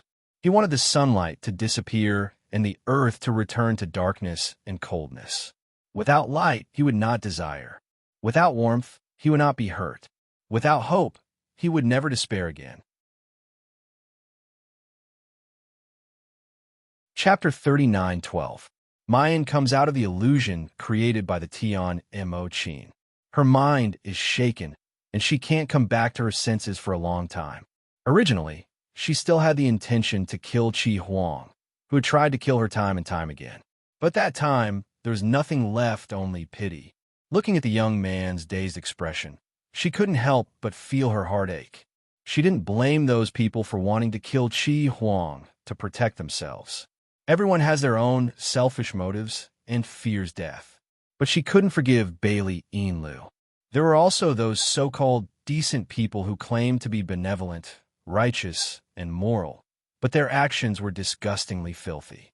Bailey Inlu was well aware of Qi Huang's identity and the consequences of his existence being exposed. However, when she didn't have enough power to protect Qi Huang, she made promises again and again, allowing Qi Huang to appear in front of others time and time again. In the end, Lung Yuexia used her and personally pushed Qi Huang into the abyss of despair.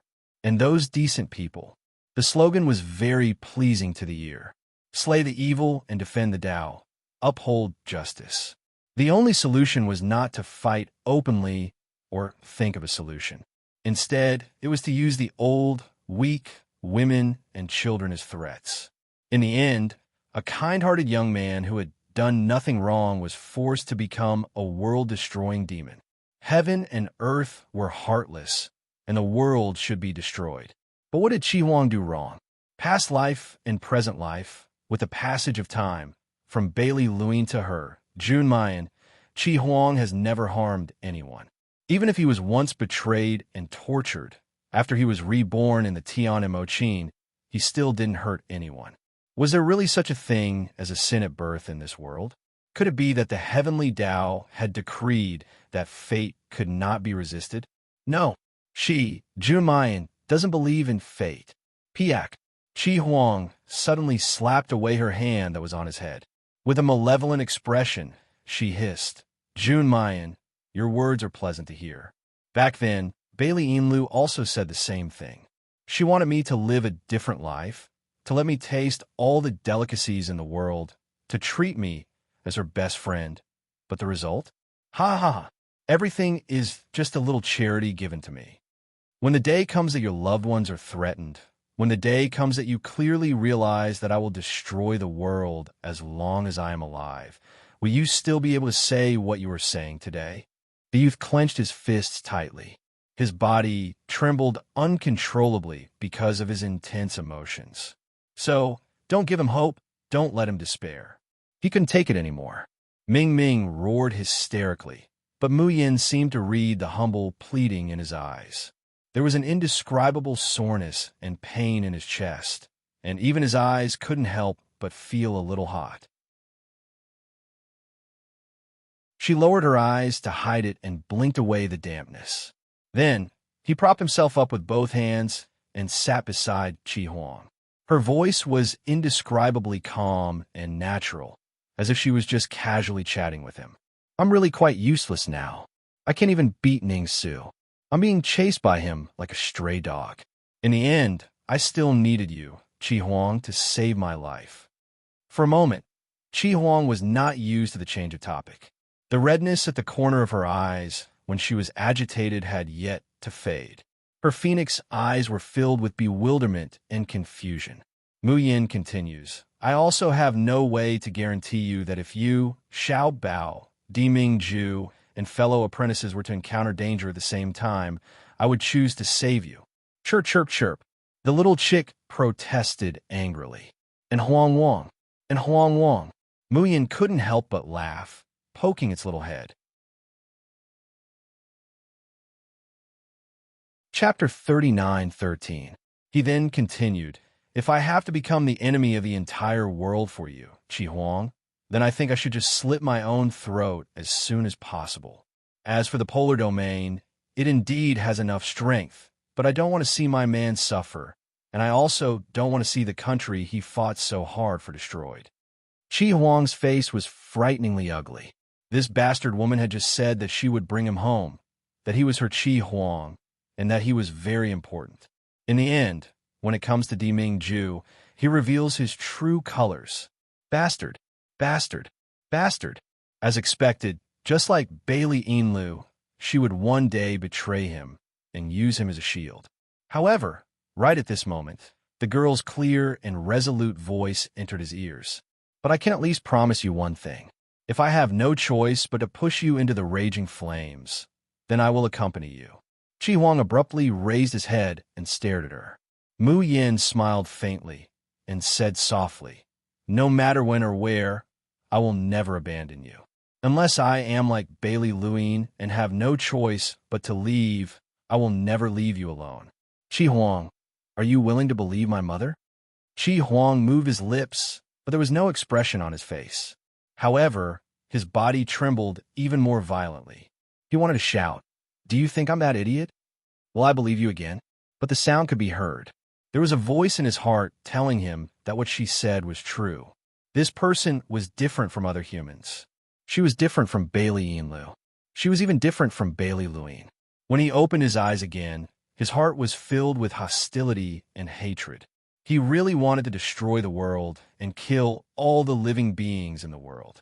It was this person in front of him that made the hostility in his heart disappear bit by bit. It was this person who made him feel happy from the bottom of his heart after returning from hell. It was this person who made him willing to risk everything just for her to live a good life. Because of her, the two personalities had even diverged. The dark side of Seven Brilliance realized that he was slowly being destroyed and assimilated, so he felt uneasy. Therefore, he desperately wanted to gain control of his body. However, a split personality was not the same as having two souls in one body. Their true thoughts and wishes were the same. Therefore, no matter how sinister and cruel Chi Huang was, even with the support of a special external force, he was unable to truly harm Mu Yin. In the end, Chi Huang could only use his hoarse voice to spit out fiercely. Why should I believe you? You clearly said that even if I come out, you won't use the itchy meat set meal on me. Mu Yin immediately chokes. She awkwardly rubbed her nose and said with a smile, Isn't it because I can't help but feel itchy when I see your annoying expression? Don't do it again, okay? But in his heart, he's thinking, Fortunately, Chi Huang's soul is bound to the Tian and Mo Qin, and I still have the itchy meat set meal to cure him. Otherwise, wouldn't this brat with split personality disorder overturn the heavens? Seeing that Chi Huang was still scowling, she softened her voice and said, Chi Huang, let's make a deal. You see, your master, am really weak right now. I simply don't have the ability to make the whole world my enemy, so I can only inconvenience you to continue hiding in the Tian Emochin space. Otherwise, if those people discover your existence, I won't be able to defeat them. You wouldn't really want me to go with you to experience a mountain of knives and a sea of flames, a frying pan of oil, right? Chi Huang's long eyelashes drooped, not saying a word. Chapter 39:14. Mayan kindly comforts this little ancestor. There is no solution to a problem in this world. There is only one. What 100,000 years of reincarnation, the demon that destroys the world, we can solve it if we want. But you have to give me time. I must first become strong enough to protect you from those people, so that I can find a solution, don't you think? As she speaks, she grabs a strand of the youth's black hair and tugs, hinting him not to pretend to be dead. Chi Huang refuses to enter the space, and she has no other way. But the longer Chi Huang stays outside, the more dangerous it will be. Mayan's heart is burning with anxiety at this time, but she still comforts him with kind words. If it weren't for Gu Nianji's split personality and unstable mental state, she would have already beaten him up and let him know why flowers are so red. Suddenly, her hand is hot. His fingers were like a pair of iron pincers that held her wrist tightly.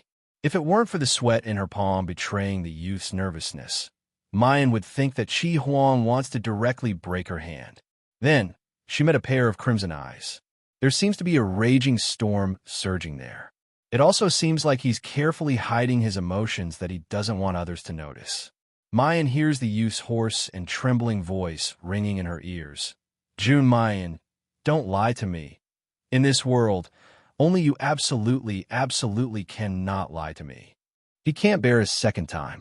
He can't bear that kind of betrayal and deception coming from Jun Mayan.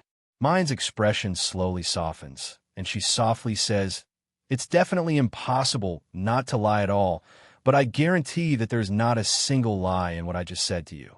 As soon as his voice falls, the 5 fingers clamping down on her loosens. The strength in Chi Huang's body seems to have been drained in a split second. The blood on his face recedes, and his body softly falls towards Mayan. Chi Huang! Mayan cries out and supports him, but then her expression suddenly changes, because she finds that Chi Huang's body is starting to become transparent. The youth is clearly in her arms, but she can't feel any strength in her hands. Chi Huang, why are you so noisy? The youth keeps a straight face and mutters, Every time you yell at me, you have such a good temper with that guy. Jun Mayan, wait until this Zun recovers. You're dead. I will definitely settle the score with you later. Mayan is startled, then a bright joy appears on her face. His arrogant little Chi Huang had returned, or rather, the difference between the two personalities was not that obvious. The knot in Seven Brilliance's heart was untied, and they began to fuse. It's just that Mu Yan's happiness didn't last long. She couldn't help but anxiously ask, Chi Huang, what's going on? This has nothing to do with me. It's all because of that useless gigolo. Chi Huang scolds. Then his expression becomes very tired. His eyelids seem to be filled with lead. He forces himself to open them, saying word by word, Jun Mayan, next, you have to be careful, something might have happened to the pretty boy. Ben Zun can't help you now. Mu Yan's heart suddenly jumps. She naturally knew who the pretty boy Chi Huang was talking about was. Little Martial Uncle. Something had happened to Little Uncle Master. And this special external force that changed Chi Huang's temperament and nearly killed him was indeed related to Junior Martial Uncle. Chi Huang, what's the relationship between you and Junior Martial Uncle? What happened to Junior Martial Uncle? Seven Brilliance's pupils were already beginning to slacken, and his body was becoming lighter and lighter. Chapter 39:15. The Tian Mo, Qin, slowly floats by his side, moving along with the sound of the zither. The body of the zither produced a powerful suction force, trying to suck him in. Mu Yin is very clear that when Qi Huang is at his weakest, he can only recover at the fastest speed by being nurtured inside the Tian and Mo Qin. Just like in his previous life, he was almost burnt to ashes by the flames. In the end, the Tian and Mo Qin seems to have nourished him. Just now, Mayan couldn't wait for Qi Huang to quickly return to the Tian and Mo Qin. But now he wanted to scold someone. Couldn't this brat just finish what he wanted to say before going back? However, at this moment, she heard a voice that was neither male nor female. It seemed to be lingering in his ears, but it also seemed to be drifting over from the horizon. Half-soul seal, different bodies with one heart. 100,000 years of reincarnation. One wrong step leads to many wrong steps. Little Xiao, you're finally awake. When Luo Yinxiao woke up, she felt a swelling pain in her head. There seemed to be some kind of power crazily surging in his body, desperately trying to break through some kind of obstruction and escape from his body. After that, the sound of a woman crying could be heard. Then, a hand nervously helped him up. The fingertips were cold, and the palm was sticky with cold sweat. His slightly trembling arm indicated how agitated the person who was supporting him was. Luo Yunxiao opened his eyes and saw a familiar face. Beautiful and graceful, elegant and noble. Even though her eyelashes were brimming with tears, her eyes were red, and her hair was slightly messy, it couldn't hide her elegance and nobility. That was his birth mother, the mistress of the nether realm, Fu Yushu. Seeing him wake up, Fu Yushu's face was full of joy. The worry and concern in his eyes could not be concealed at all. However, Luo Yunxiao couldn't feel a trace of joy in her heart. There was only a deep sense of bewilderment and doubt. Although Fu Yushu was not as cold and heartless to him as Yin Wuji, she was not as heartless to him. But when she looked at him, there was always alienation and fear hidden in the depths of her eyes. She didn't treat him like her own son. Instead, he felt like he was facing a monster that felt guilty, uneasy, and afraid that it could hurt him at any time. This was the first time he saw her looking at him with such a pure, motherly gaze. "Shower, how do you feel? Do you have any other ailments?" Fu Yushu saw that he did not speak, so she reached out to touch his face. Luo Yunxiao subconsciously dodged and said indifferently, "I'm fine." The energy that had been rampaging in his body when he had just woken up had somehow stopped. He still remembered that he had chosen to change his fate on the floating island. His body was weakening bit by bit, and there seemed to be something in his soul that couldn't be contained and was madly rushing out. Luo Yunxiao appeared calm and collected in front of Xiaobao, but she couldn't stop the fear in her heart. He was not afraid of failing to change his fate, nor was he afraid of death. He was afraid that he would lose control and hurt the Xiao Yao school, the only thing he cared about. Then, he was brought back to the Shoshin continent by his master. His master told him that he would help him change his fate. After that, he fell into a deep coma. When he woke up, he saw Fu Yushu, and this was the palace that originally belonged to him. She looked into the calm and serene eyes of the young man in front of her. Fu Yushu's hand froze on the spot. Then her face showed an embarrassed and sad expression.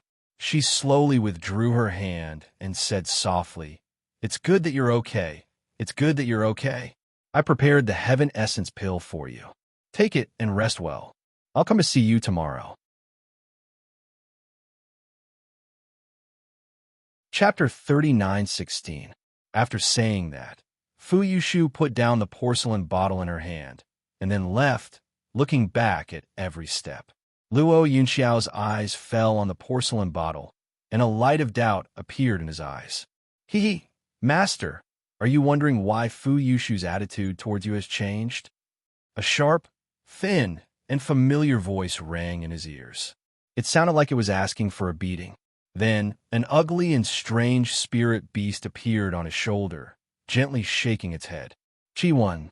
Seeing his pet, Luo Yunxiao breathed a sigh of relief, and his blank and alert eyes became a little gentle. Chi-Wan didn't notice the change in his master's mood. At this time, he was running around on the bed excitedly, and his face was full of arrogance and conceit. Master, from now on, you'll have a new lease on life. Ha ha ha! Inyuani is nothing. I will trample him under my feet and crush his head. No, no, no, no. Wouldn't it be too easy for him to crush his head? I will let him live a good life and watch you, Master, marry the princess of the demon clan and reach the peak of your life, while he can only hide in the corner like a rat in the gutter, biting his handkerchief and crying, while feeling jealous and hateful. Ha ha! The more Chi-Wen spoke, the more excited he became. Because he was too excited, his words were incoherent, and people couldn't catch the point. But Luo Yinxiao vaguely caught something. Looking at his master's eyes, Chi-Wen stopped laughing, and a strong sadness suddenly welled up in his heart. Even his voice became hoarse unconsciously. Master, you have successfully changed your fate. From now on, you don't have to hide anymore, and you don't have to. He was bullied by those trash. His master was so good, but he couldn't even have a name and identity. His master was 1,000 times better than Inyuani, but he was humiliated and disgusted like that. Why? Why? Chi-Wen had asked the god more than once. But now everything had changed.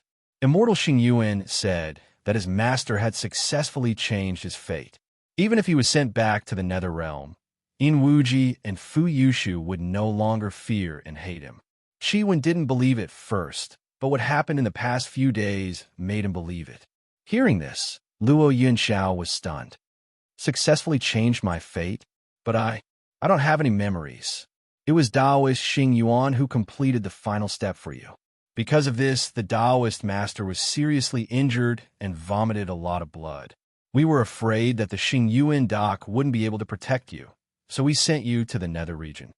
Luo Yunxiao was shocked and quickly sat up on the bed. How is Master? Ever since he was young, if there was anyone he truly cared about, apart from the people of the Xiao Yao school, there was only his teacher, Lu Xingyuan. In Wuji loathed him and did not allow him to use the Yin surname. Little Luo Yunxiao grabbed Lu Xingyuan's clothes and asked him carefully, Master, can I change my surname to Lu? At that time, Luo Yunxiao couldn't remember what kind of expression Lu Xingyuan had. He only knew that his master's voice was a little hoarse. After a long while, he touched his head and said, Lu is actually not my original surname. Why don't I give you a surname? Okay, let's make it Luo. You must remember that you are my disciple, Luo Yunxiao. That was the first time Luo Yunxiao smiled. It was the first time she felt like she had a family.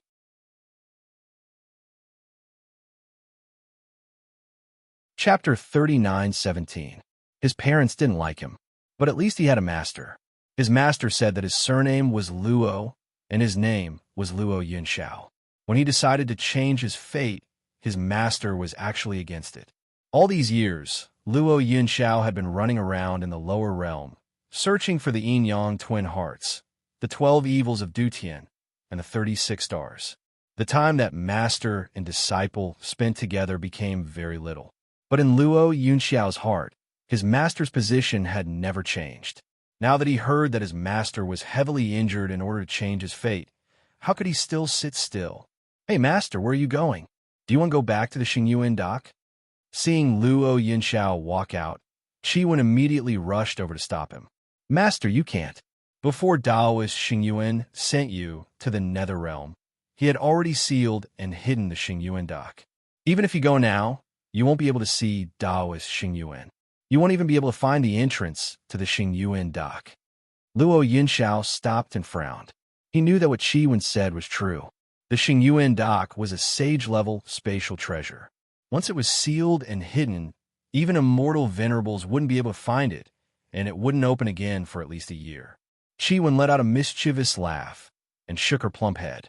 Suddenly, she opened her mouth and spat out a candle flame. Taoist Xingyuan knew that you would be worried, so he told me to give you his soul lamp. Look, the soul flame is still bright. Taoist Xingyuan will be fine. Luo Yunxiao held the candle flame and let out a sigh of relief. His master was fine, and he successfully changed his fate. Did he really succeed in changing his fate? Why didn't it feel real? If the Xiao Yao sect knew, would they be happy for him? As he thought of this, Shu Lang's brows unconsciously relaxed. The corners of his lips curled up slightly, and the bottom of his ink-black eyes seemed to twinkle like stars. For a moment, the incomparably handsome young man seemed to be shrouded in a layer of hazy halo. Her beauty was unique and unparalleled in this world. Chi-Wen was about to drool at this sight. How could his master be so good-looking? In this world, only a beautiful face could compare to his master. The maid who had just pushed the door open saw this scene and immediately blushed. Her eyes were filled with infatuation and shyness. "Your First Highness, these are the clothes that the domain Empress ordered this servant to deliver. Would it be all right if you let this servant help you wash up?" Luo Yunxiao immediately restrained the expression on her face and said indifferently, "No need, get out." The maid's expression stiffened as her beautiful face revealed a pitiful and pleading expression. "The domain Empress ordered this servant to serve your highness well. If this servant doesn't do a good job, the domain Empress will definitely punish this servant. Your highness, please take pity on me, okay?" Before she could finish her sentence, she felt a strong impact coming towards her. His entire body was thrown out of the sleeping chamber, crashing heavily onto the ground. The maid was dumbfounded as the door slammed shut in front of her. After a long while, she ran away in shame and resentment. Chi-Wen, who was in the palace, laughed out loud. "Ha ha, you deserve it. They're just a bunch of dogs that only know how to curry favor with you now. It's too late." As long as Chi-Wen thought of how the people of the Nether Realm ignored and belittled her master, she couldn't suppress the anger in her heart.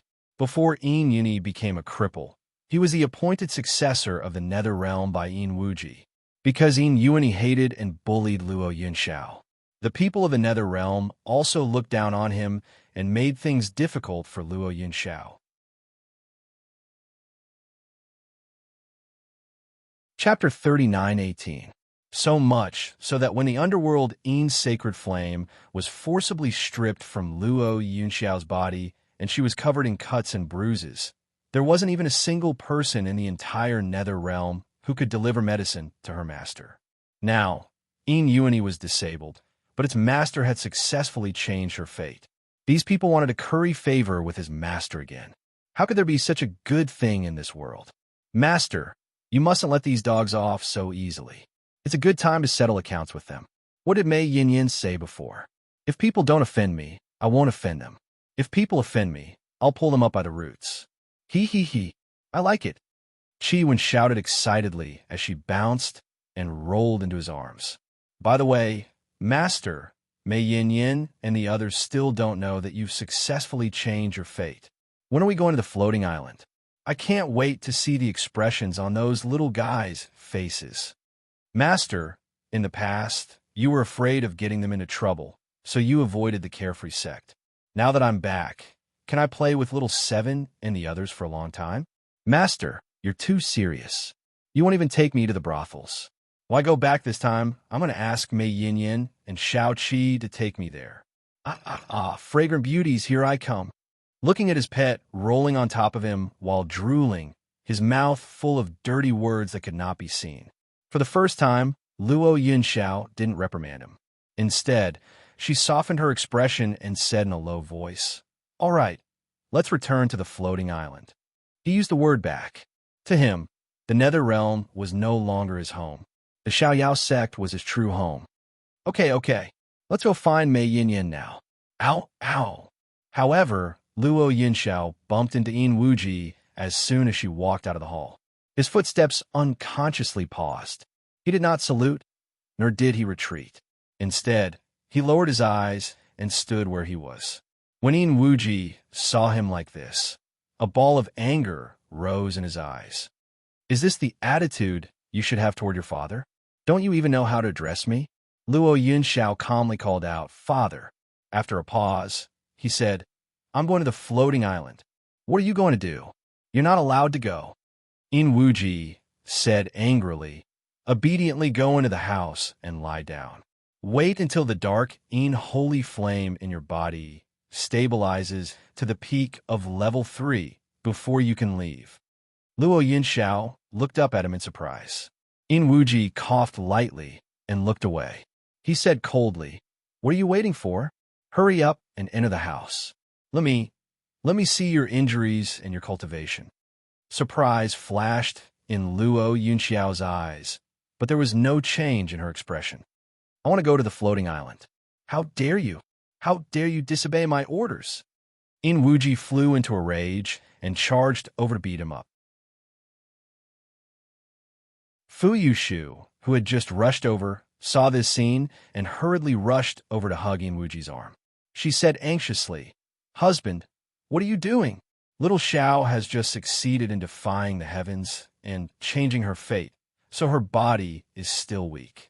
What if you injure her with your palm?" As he spoke, he let go of In Wuji and hurried to Luo Yunxiao's side. He asked anxiously, "Little Xiao, are you hurt? Mother will call the doctor to treat you." Luo Yunxiao's expression was indifferent as she withdrew her arm that was being hugged. She took a step back and said, "I'm fine. I just want to go to the floating island." Fu Yushu's expression stiffened again. "Go to the floating island now? Why are you in such a hurry? Little Xiao, your body hasn't fully recovered yet."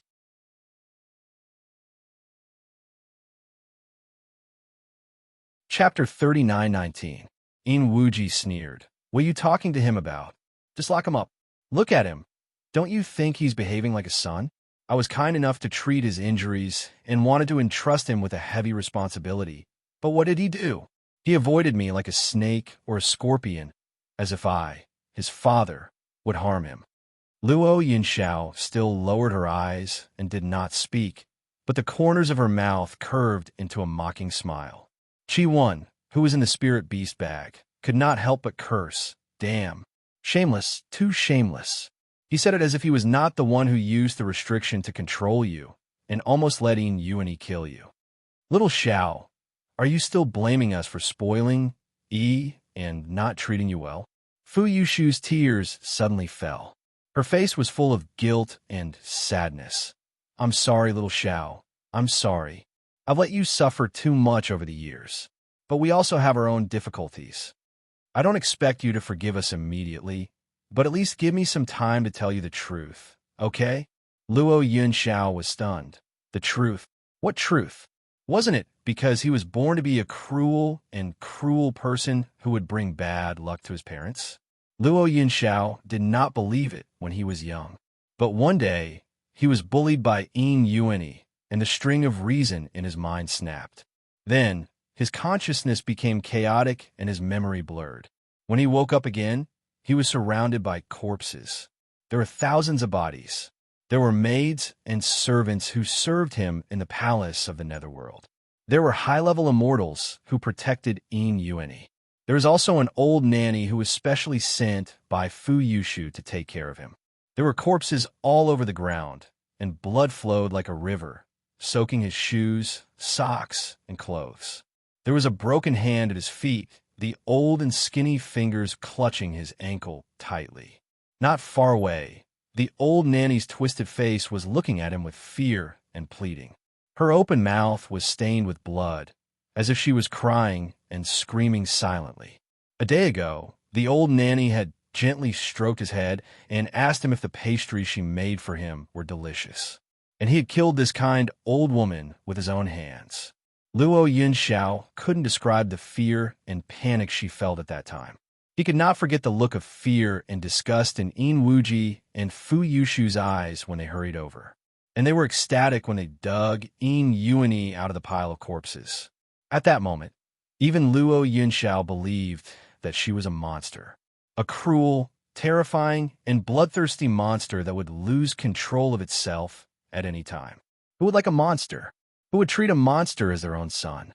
Because of that massacre, Luo Yunxiao had always hidden a trace of guilt and fear in her heart. He didn't dare to give his heart to anyone around him. He did not dare to defy In Wuji and Fu Yushu's request.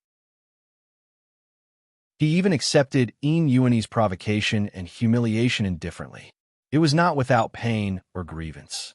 But no matter how wronged he was, how unwilling he was, so what? In the past, he didn't believe in fate, but in the end, it was more and more proven that he was just a monster. In this glorious and noble nether domain imperial court, others were always bustling and currying favor with one another. But he wasn't as lonely and cold as he was, and he didn't fit in with the hustle and bustle of the world, until his master Xing Yuan appeared and gave him his first warmth. Chapter 39:20. Until he knew that there was an array that could change one's fate. Until he went to the Xiojin continent to look for materials and temporarily stayed at the Xiaoyao sect. Then he met the destined woman. Since Luo Yunxiao was born, he had been fighting, compromising, and fighting against fate. But now Fu Yushu told him. What he thought before was not the whole truth. In the bedroom, Fu Yushu stared at Luo Yunxiao as if she was afraid that he would disappear in a blink. Before she spoke, tears were already rolling down her eyes. Xiao, do you know why we believed Priest Lu Yin when he said that your fate was a jinx and would bring bad luck to your parents? You are the first child of my husband and I. When we were pregnant with you, both of our cultivations were already extremely high. We tried many ways and finally agreed to a harsh condition of the island master of Linglong Island. After hundreds of years, we finally got pregnant with you. We had great hopes for you. My husband even decided to make you the next heir of the Nether Realm from the very beginning. You are the treasure that I carried for 10 months and went through untold hardships. How could I bear to do that to you? But Mother couldn't do anything. We really couldn't. Luo Yunxiao frowned slightly and looked at the two without saying anything. Fu Yushu wiped her tears and continued, because your fate was not predetermined by God, but man-made. Even Priest Lu Yin didn't know that his divination was based on your fate that had already been changed by someone else. What? Luo Yunxiao was stunned. Man-made? Someone changed his fate? How was that possible? If a person's fate could be changed so easily, he would not have been running around for so many years. He was almost desperate before he met Mu Yan. Fu Yushu nodded. I know you don't believe it, Xiao, but it is the truth. Others may not be able to change their fate, but there is one person in this world who can do it easily. In Wuji slowly continued her words. That person is the abbot of the Debiai Temple, Bodhidharma. Bodhidharma? Luo Yunxiao was shocked. In the Xiojin continent, there was no one who did not know this person. Bodhidharma was the greatest Buddhist cultivator in the world. Before Di Mingju, he was the most likely person to break through the immortal emperor realm. But he was seriously injured in a war 1,000 years ago. Since then, he lived in seclusion in the Buddhist temple. However, a few of Bodhidharma's disciples began to display their prowess on the cultivation continent. The most frightening thing was that his 3 disciples, including the youngest disciple Jing Yuan, had reached the immortal venerable realm. They were not weaker than Yin Wuji.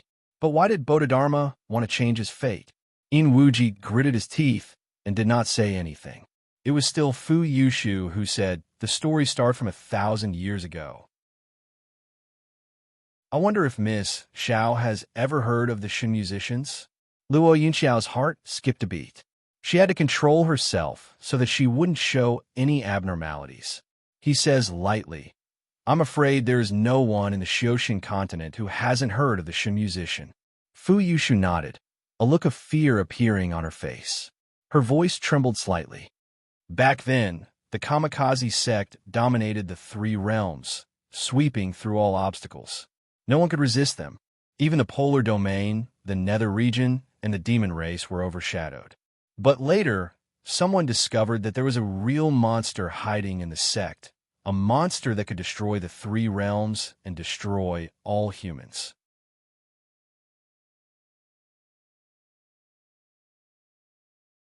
Chapter 39:21.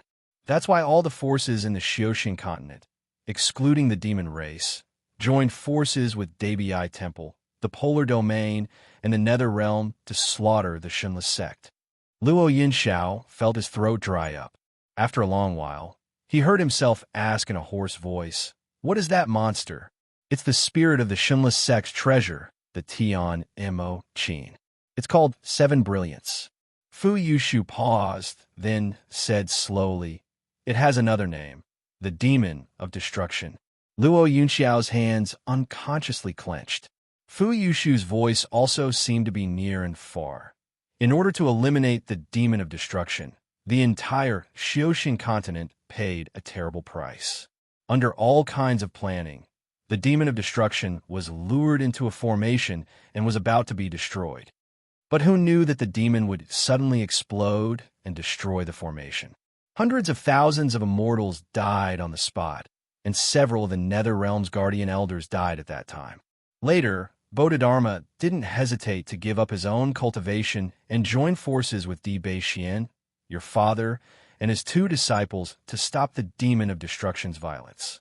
But it was also then that we discovered that the demon of destruction couldn't be killed.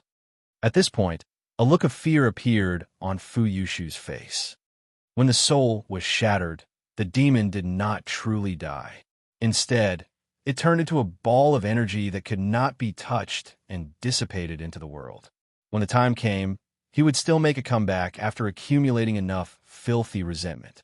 In order to completely eliminate the demon, Bodhidharma thought of a way. He used the Buddhist secret method of Debiai Temple to temporarily trap the demon of destruction, then searched the 3 realms to find a body that could contain the demon of destruction. Experiencing tribulations in the world of mortals, the joys and sorrows of life, the vicissitudes of life, Bodhidharma believed that killing, formations, and even curses were all insufficient to completely eliminate the demon that could destroy the world. Only the 7 emotions and 6 desires of human beings, as well as greed, anger, and hatred, could gradually dissolve and assimilate it until it was completely destroyed. This method was called the mortal ambush. Luo Yunxiao clenched his hands so hard that his nails dug into his palms. He looked at Fu Yushu and said word by word, "So, I'm that mortal ambush's vessel?" Fu Yushu avoided his gaze, and tears unconsciously fell from her eyes. Wuji could not help but say angrily, "Do you think this is what we want? The so-called red dust ambush kills the demons of the world, as well as the human relations of a vessel like you. Ever since the old monk put the world destroyer demon into your body, every divination he did was that we would die in your hands and the nether realm would be destroyed in your hands. I have my own son by my side, but I have to worry day and night that he will tear me to pieces one day. Do you think that makes me feel good? If not, I would have killed you with my own hands." Luo Yunxiao's expression was cold as the corners of her mouth curled into a mocking smile. "Father used me as a vessel to exchange for a lot of benefits, didn't he? You evil creature, Husband, calm down." Fu Yushu hurriedly stopped Wuji and said anxiously, "Little Xiao has suffered so much over the years. It's natural for him to have complaints in his heart. Can't you be considerate of him?" Fu Yushu looked at Luo Yunxiao with pity and guilt and said in a choked voice, "Little Xiao, it's father and mother who let you down. But there's a reason for this. Back then, Bodhidharma found many newborns and wanted to lead the demon of destruction into them, but none of them succeeded." Chapter 39:22. Later, the demon chose the unborn child in my womb, which is Yuxiao. At first, your father and I didn't agree, but the world was in danger and the lives of thousands of creatures were in our hands. I really can't just stand by and watch as the apocalyptic demon destroys the 3 realms. Moreover, the demon had already merged with your soul. If it was forcibly extracted, even your soul would be destroyed. How could I bear to do that? Fu Yushu stretched out her cold and trembling hand and held Luo Yunxiao's hand. Her body trembled slightly and tears fell like rain. "Fortunately, you've finally succeeded in changing your fate. Immortal Xingyuan told us that the demon is no longer in your body. From now on, you're a normal person, my good son, and the only heir of the Nether Realm. God is merciful and has finally returned my son to me. Xiao, give father and mother a chance to compensate you, okay?" In the next few days, Luo Yunxiao's treatment in the Nether Realm changed dramatically.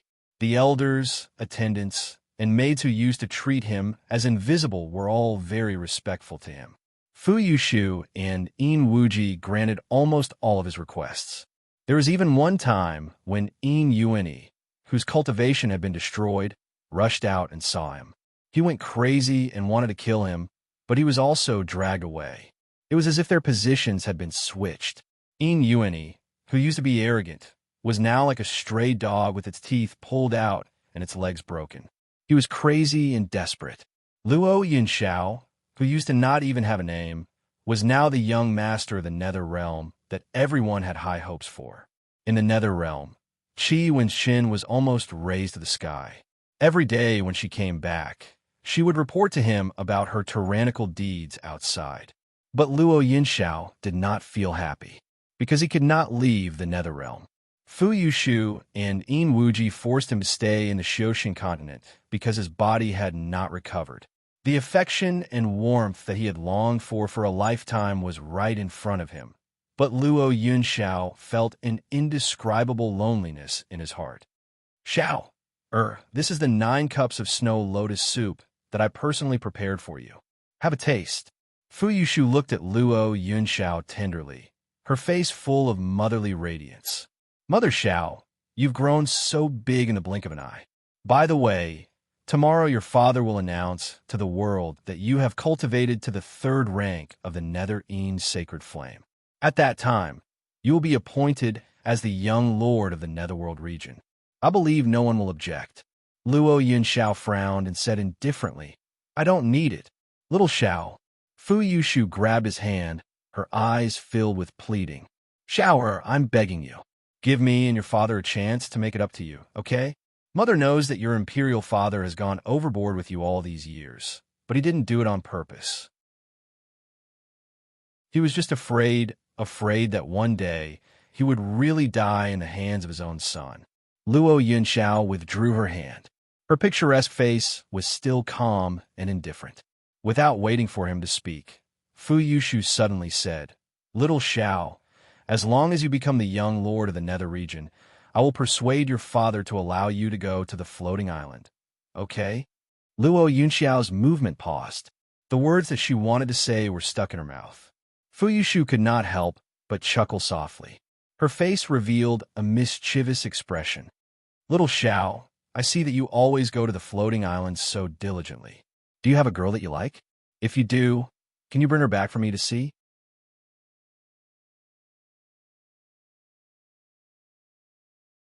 Chapter 39:23. Fu Yushu said, As long as you really like her, even if I offend the demon clan, I will refuse the engagement for you and let you marry the girl you love. Luo Yinxiao showed a rare, uneasy expression. He subconsciously turned his head and said faintly, No. Okay. Fu Yushu chuckled.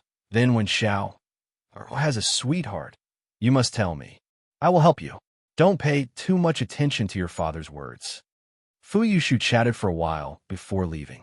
When she reached the door, she suddenly stopped and said in a hoarse voice, I know my previous inaction has hurt your heart, but in my heart, you have always been my favorite child, the first little life that I have been looking forward to welcoming. I don't want to say sorry to you again. I just hope that you can believe me again. I love you. The door slowly closed. Luo Yunxiao's hands unconsciously clenched and then slowly loosened. His eyes, which had always been calm, were surging with uncontrollable emotions. Mother, this was the kinship that he had longed for all his life. From expectation to despair, from pain to numbness. He had given up and no longer hoped for it. But at this moment, it was sent to him again. Could he really believe it again? Outside the Nether Palace, it was once again surrounded by a dense crowd. Welcome, Territory Master. With a shout, the huge palace gate slowly opened. Master, are you going to become the young master of the Nether Realm soon? Last time, In Yuani, that bastard, robbed your dark in holy flame and showed off his power here. Now the tables have turned, and it is finally Master's turn to hold your head high. Luo Yunxiao's expression had been indifferent, without the slightest excitement and nervousness of being about to grasp great power. But Qi Wen's excited voice made his indifferent eyes tinged with a trace of gentleness. Are you so happy? Of course I am happy. Are you not happy, Master? In the future, no one in the Nether Realm can bully Master. I can do whatever I want as long as I hold on to Master's thigh. Ha ha ha. At that time, I'll make those snobs become my horses. Inside the spirit beast bag, Chi-Wen kept blabbering nonstop with her big mouth, her bell-like eyes sparkling with a joyful and excited light. Was the position of young master of the Nether Realm really so attractive? Of course not. Chi-Wen didn't want to see her master being bullied or hurt in any way. It could never forget the endless pain Luo Yunxiao had to endure in the river of forgetfulness. He could not forget the despair his master felt when the dark holy flame was forcefully stripped from his body. Now everything was finally over. Now that his master had successfully changed his fate, no one would ever treat him as a monster again. He would have the best of everything in the world. Wasn't such a good master supposed to get the best of everything in the world? Chi-Wen thought to herself happily that this was all thanks to Mei Yin. If it wasn't for Mei Yin, how could Master find the Yin-Yang twin hearts, the 12 demons of Dutian, and the 36 stars so quickly? If it wasn't for Mei Yin, why would Master have such a strong desire to live? It would be great if Master could repay Mei Yin with his body. That way, he could sleep in Mei Yan's arms every day. Chi-Wen's imagination ran wild, and she almost drooled.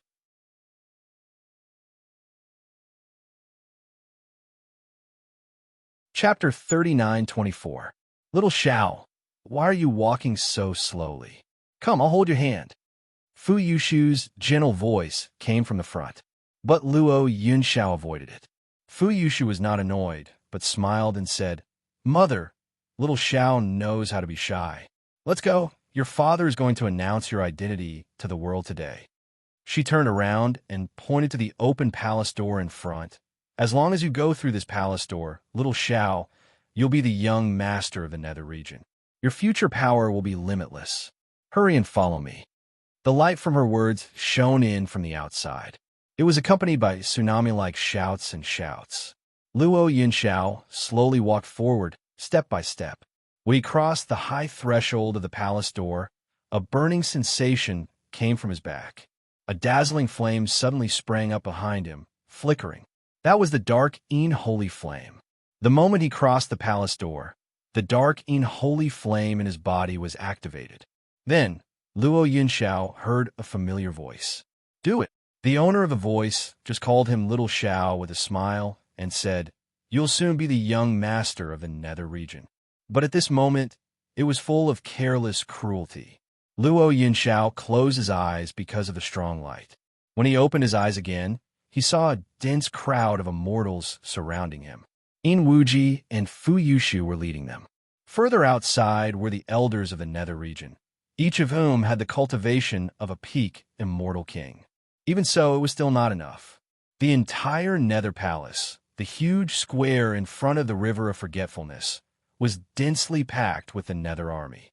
Luo Yunxiao's eyes turned and fell on Fu Yushu's face, looking at her quietly. Fu Yushu stretched out her hand and elegantly combed her messy hair. There was no trace of guilt on her face, only a shallow, noble, and peaceful smile. Little Xiao, I've let you down. Whether it's for the Nether region or the living beings of the three realms, it's better for you to die. Chi-Wen, who heard these words in the spiritual beast bag, felt like he was struck by lightning. He crawled out like a madman and screamed, Master has successfully changed his fate. Why do you still treat him like this? Even a vicious tiger doesn't recognize its own child. Are you my master's parents?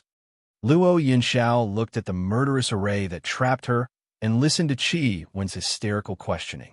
Strangely, he couldn't feel any pain or sadness in his heart. On the contrary, he had guts. It was indeed so easy. Luo Yunxiao chuckled. Was it better for him to die? But to Yin Wuji and Fu Yushu, if they wanted to kill him, wouldn't it be as easy as turning over their hands? Why did she have to go around in circles and spend so much effort on him? Over the past month, she had been constantly putting on show of the deep love between mother and son. Deep love between father and son? Why bother? Luo Yunxiao asked. Enwuji immediately revealed his ferocity and said angrily, "Do you think I'm willing to put on an act in front of a vile creature like you? Do you think I would let you live to this day if I could kill you so easily?" He thought of all the years of fear and humiliation he had endured. Monstrous hatred surged in Enwuji's heart.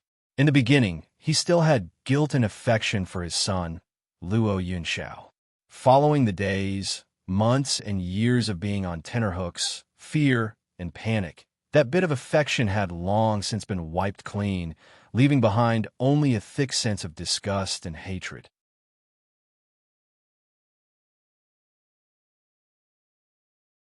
Chapter 39:25. He took a deep breath, and the ferocity on his face gradually faded. "Today, I can finally get rid of you." Enwuji's eyes flashed with the joy of having his wish fulfilled. There was urgency, fear, and resentment, but not a trace of affection. Luo Yunxiao closed her eyes and said calmly, "Didn't you say that I've successfully changed my fate?" Fu Yushu shook her head gently and sighed. "Xiao there's no such thing as defying the heavens and changing your fate. Lu Xingyuan couldn't bear to see you in despair, so he left you a little hope. I thought you would never be able to find those things. I didn't expect that you would actually find the yin-yang twin heart." She slowly raised her head and met Luo Yunxiao's gaze. Her voice was low and cold.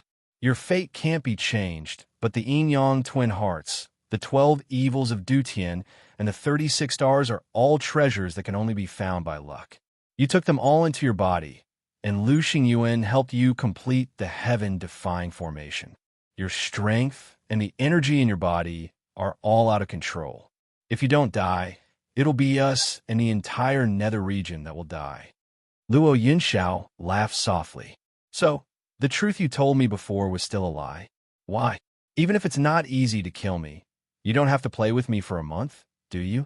The young man's appearance was peerlessly handsome. At this moment, his figure was thin and his face was pale. When he smiled faintly, there was an indescribable fragility and loneliness. It made people want to bring the best things in the world to him. Chiwen was so distressed and angry that she was about to cry. If Luo Yunxiao hadn't held her down tightly, she would have rushed out and scratched the couple's faces. Fu Yushu's cold eyes finally showed some reluctance.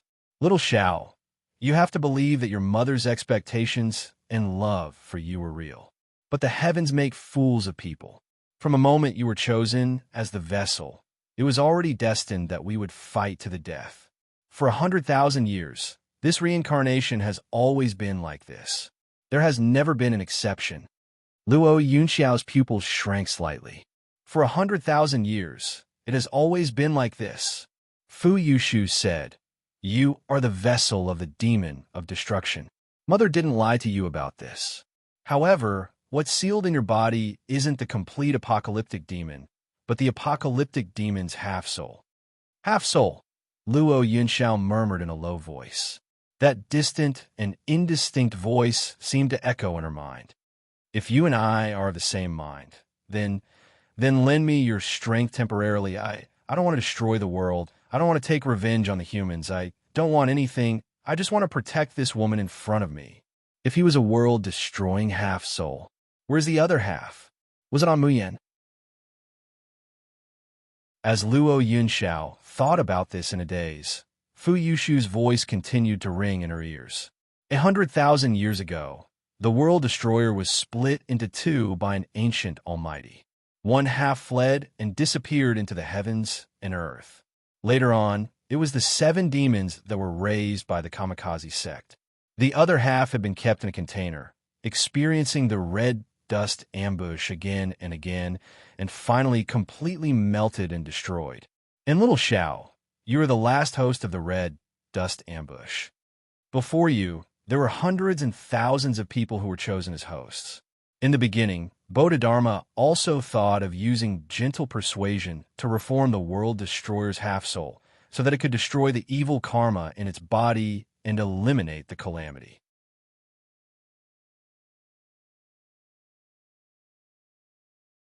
Chapter 39:26. But no matter if the host is male or female, gentle and kind, or intelligent and indifferent, there is only one ending in the end. Those hosts will be assimilated by the demon of world annihilation. In the end, they will kill their wives, children, and parents, ending all their karma and love.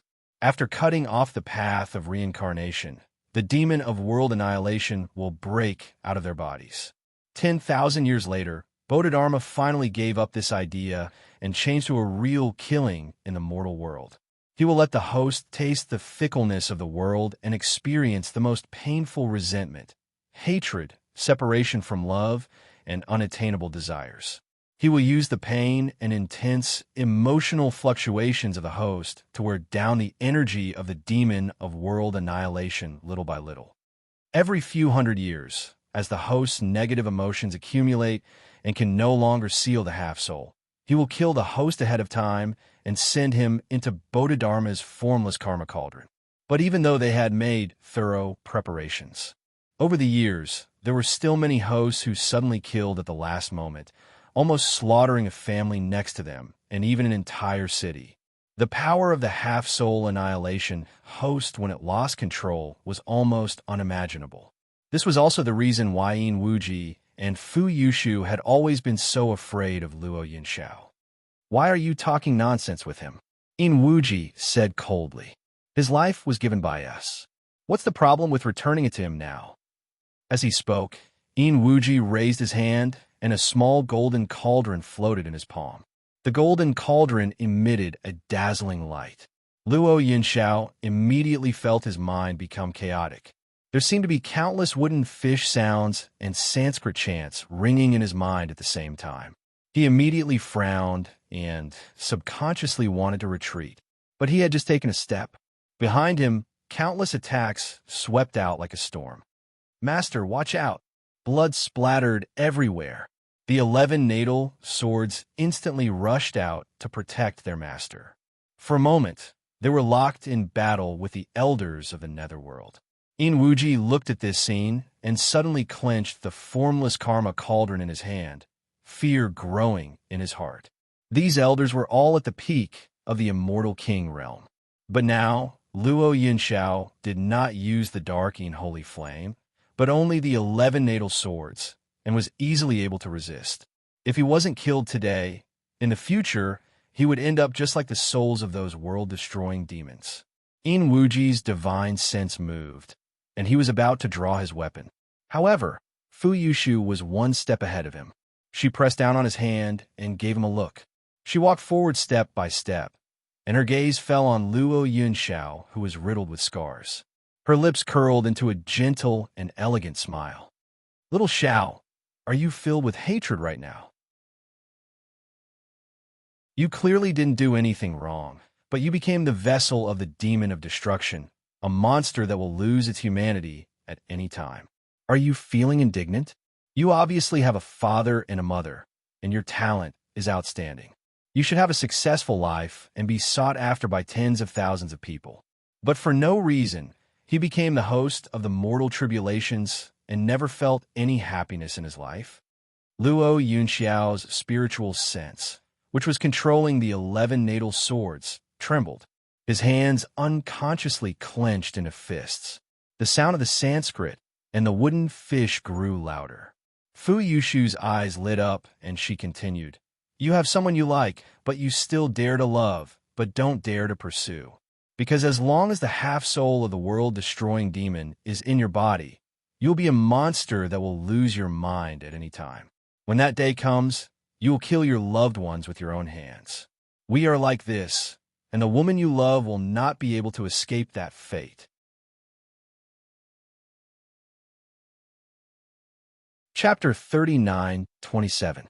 For the past month, I've been taking good care of you. I've personally cooked medicine for you every day. Did you feel touched for a moment? Do you really think I still see you as my son? In fact, I just pity you. I pity you that you've never tasted family love until death. Little Xiao, what's the point of living with such a person? It's like living in the darkest underground, never seeing the sun, never seeing hope. You should hate us, hate Bodhidharma, hate everything in this world. Even if you die, you want to drag us down with you, don't you? Luo Yunxiao's face was flushed, and the corners of his eyes trembled slightly. The 11 natal swords seemed to feel their master's mood and made a buzzing sound. Whoosh! A ball of black and blue flames sprang up from Luo Yunxiao's body and spread out. The holy dark flame, it's the holy dark flame. Retreat. Those who were touched by the flames, including the immortal king elders, all turned pale. They no longer cared about attacking and hurriedly operated their immortal power to resist the invasion of the flames. As for the soldiers below the Xian immortal level, as soon as they were touched by the flames, they immediately let out shrill screams.